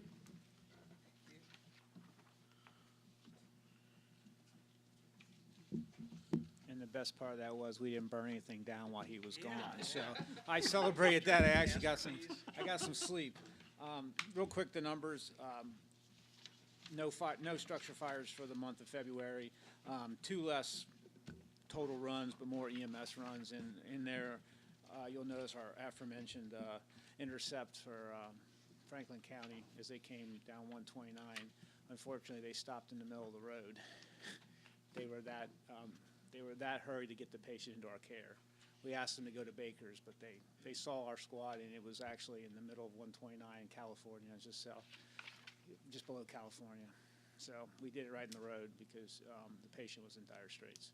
And we got her to the hospital. By the time Lieutenant Galloway and myself got her to the hospital, we had somebody else driving, and she was talking to us. So we felt it was a positive outcome. And it's nothing against them. They just don't have the drugs that we have or the certification levels that we have. And I think that's why they ask us to help them, because when they get in trouble during transport like that, they thought they'd make it, but the patient's condition changed. And that's the right thing to do for the patient, and they realize that. So I'll keep an eye on the number, and every Franklin County, I'll let you know. Yeah, just kind of earmark that. Yeah, and that's why I have that one, and that was really the only out of transport we had in February. So, unless you have any other questions, that's really for us, a good month, but a boring month as far as fire reports, EMS. Okay. Yeah. Thank you. All right, Ms. Reinhardt. The first thing is we need to do the approval of the permanent appropriation budget for 2018. I've given you all a packet that shows what those appropriations are. I just want to stress that these numbers do not mean that this money is in our account now. Right. Okay, I know. this is what we are expected to get from our taxes from the county for all the different things by the end of the year. So that's what I am by law supposed to base the permanent appropriations are. You all also received the fund status report to show where each fund is so far for the month of March. I also gave you this time, and I don't think I've ever given you these before, but the amended certificate of estimated resources that I got back from the county that shows, what they expect us to take in taxes. I can tell you right now, I doubt very seriously if we're gonna hit that $280,000 in taxes for the general fund. I went back and looked, in the last 3 years, we have not hit what their projection was.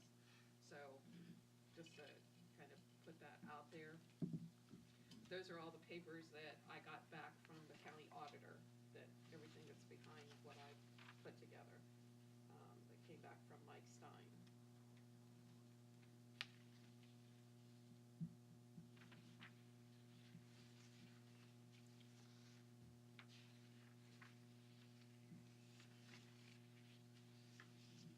Basically, what we are doing is appropriating all the money that was carried over and that they say we're going to get. And obviously, I keep an eye on that, and we can't spend more than we actually have. But that's the way the appropriations have always been done in Morgan Township. I've researched that, went back about 5 years, and that's the way it was always done. Everything that was projected revenue was also appropriated. So you want a resolution for approval, correct? Yes. Here, I have it. Okay, I'll make a resolution to approve the permanent appropriation appropriation budget for 2018 to be submitted to the Butler County Auditor's Office with a total carryover balance available for appropriation of $1,731,770.50, and a total amount from all other sources available for expenditures of $1,619,400, for a total amount available plus balances of $3,351,170.50.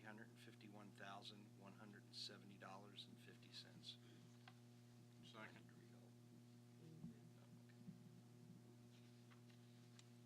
Okay, Greg, you seconded? Yes, ma'am. Okay. Mr. Brucker? Yes. Mr. Updike? Yes. Mr. Cole? Yes. Motion carried. Thank you, gentlemen. Good.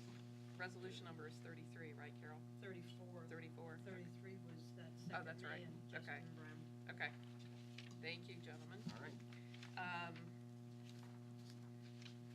Rob and I are going to be attending the CareWorks Comp seminar on April 26th. We are required to do this because of the claims that we have had for workers' compensation. So he and I will be attending that. And I will be attending the Local Government Officials Conference next week on Wednesday, Thursday, and Friday. I'm taking the public records training, and then on Wednesday, and then Thursday and Friday will be classes all day long for fiscal officers. So I think I earn about 13 CEUs when I'm done. The only other thing I have, and I've already mentioned this to the chief, anyone who gets paid monthly, like anyone in the fire department with the stipends or the trustees and myself, you won't get paid until March 30th, not this Friday, because of the way the month runs. I've got to be careful. I can't pay us especially too early. So anyone that gets a monthly pay won't be until March 30th. Okay? That was it. Thank you. All right. Mr. Cole? Nothing tonight. Mr. Brucker? Talked a little bit about Three Valley Trust, so that was on my list. Would like to go to executive session to talk about Three Valley Trust and other issues. All right, I'll do that when we're done, when I'm done. All right, I also received an email from Joe, and I'm gonna ask somebody else to say this last name, because I know. Goodlesberger. How is it? Goodlesberger. Goodlesberger. They're on Race Lane about dirt bikes, and I believe, didn't they contact you before, Dale? No, that came through.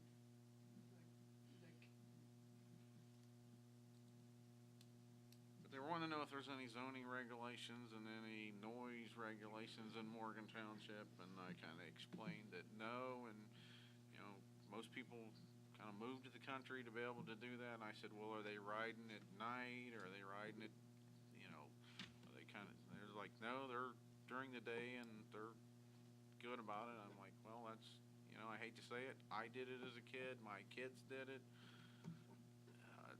You know, if we start the noise thing, then you got the farmers, you're opening a whole can of worms, and that's kind of why we moved to the country, and it was pretty much dropped after that, so. And then the only other thing I had was, which I already touched on, was the Bell Road and Alert New London, and if we put our heads together and come up with some kind of theory how we want to do that, maybe come up with a date, next meeting, and set something, and try to do, clean up Morgan and the junk cars and move forward.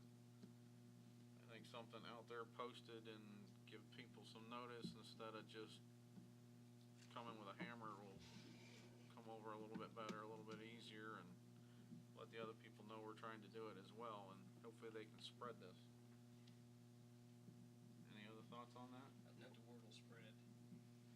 The word will get around, so that'll be a good thing. Yeah, I think so. Yes? What, all the pictures? Yep, I like that. Well, we're trying to do new things, and where you guys can see, and just trying to move into the 20th century, so. 21st century. We're still trying to get to the 20th. I'm not gonna lie. Not gonna you have something else, sir? Just one comment, now I forgot what it was. Brilliant. But, on the, like cleanup, Morgan, I think that's a great idea, advance notification and all that kind of stuff. I would just sort of recommend or urge that you don't put the cart before the horse, and by that I mean, make sure that when the magic day comes, you know what it is that you can do under the codes and the ORCs and all that kind of stuff. That's, You don't wait till that day to say, okay, Right. now what are we gonna do? What will it like you? Lay all that out now, so that when that's kind of why I get them copies of that ORC tonight. I made Yep. copies for all of them. We can read that. I need to research a little more into the agricultural, because I'm not sure how our powers are, if we're allowed in there, we're not allowed in there, or how that works. So that's still more research I gotta do. From a resident's point of view, myself and others, and some of you guys have, born here, raised here, I've been here like 25 years, but I've been here almost 50. junk stuff is a big issue in this township, okay? And I'm not blaming anybody, I'm not upset about it, I'm just saying, all you have to do is drive down any of these roads, and, you see more of that kind of stuff that was on that picture. Just do Lehigh Road, you don't have to go very far. So, anything that can be done to tighten that up is much appreciated. Plus, I don't want to get as strict as like we're Liberty or Westchester, because that's what a lot of people, but I think we need some even, medium, and a line, and we're even across the board. That's kind of where I'm trying to get. Would we be out of line if we had a citizens committee of some kind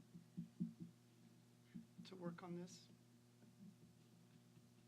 It's a Not thing to look necessarily. into. I mean, we could do. Yeah. That's a possibility. I mean, You got one back there already.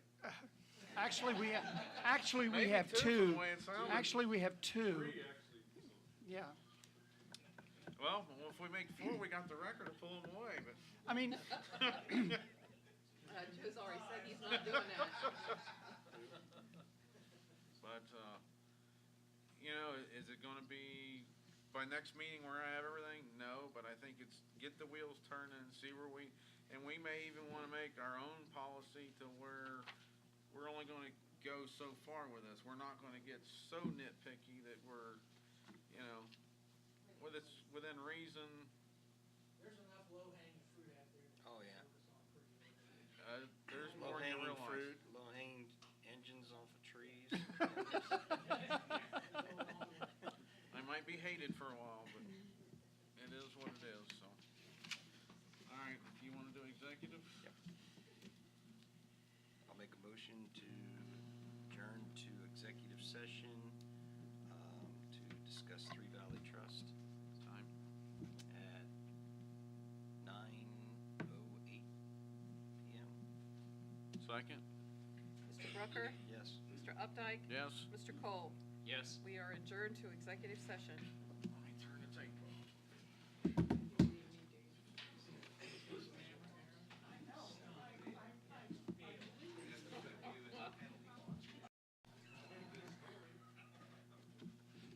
Tape is on. The only reason we did that is because they opened the door. Rob, tape's on. All right, I'll make a motion at 10:16 PM to come out of executive session. Second? Mr. Brucker, Yes. Mr. Updike, Yes? Mr. Cole. Yes. We are back in session. I'll make a motion to adjourn. Second? Mr. Brucker, Yes. Mr. Updike, Yes? Mr. Cole. Yes. We are adjourned.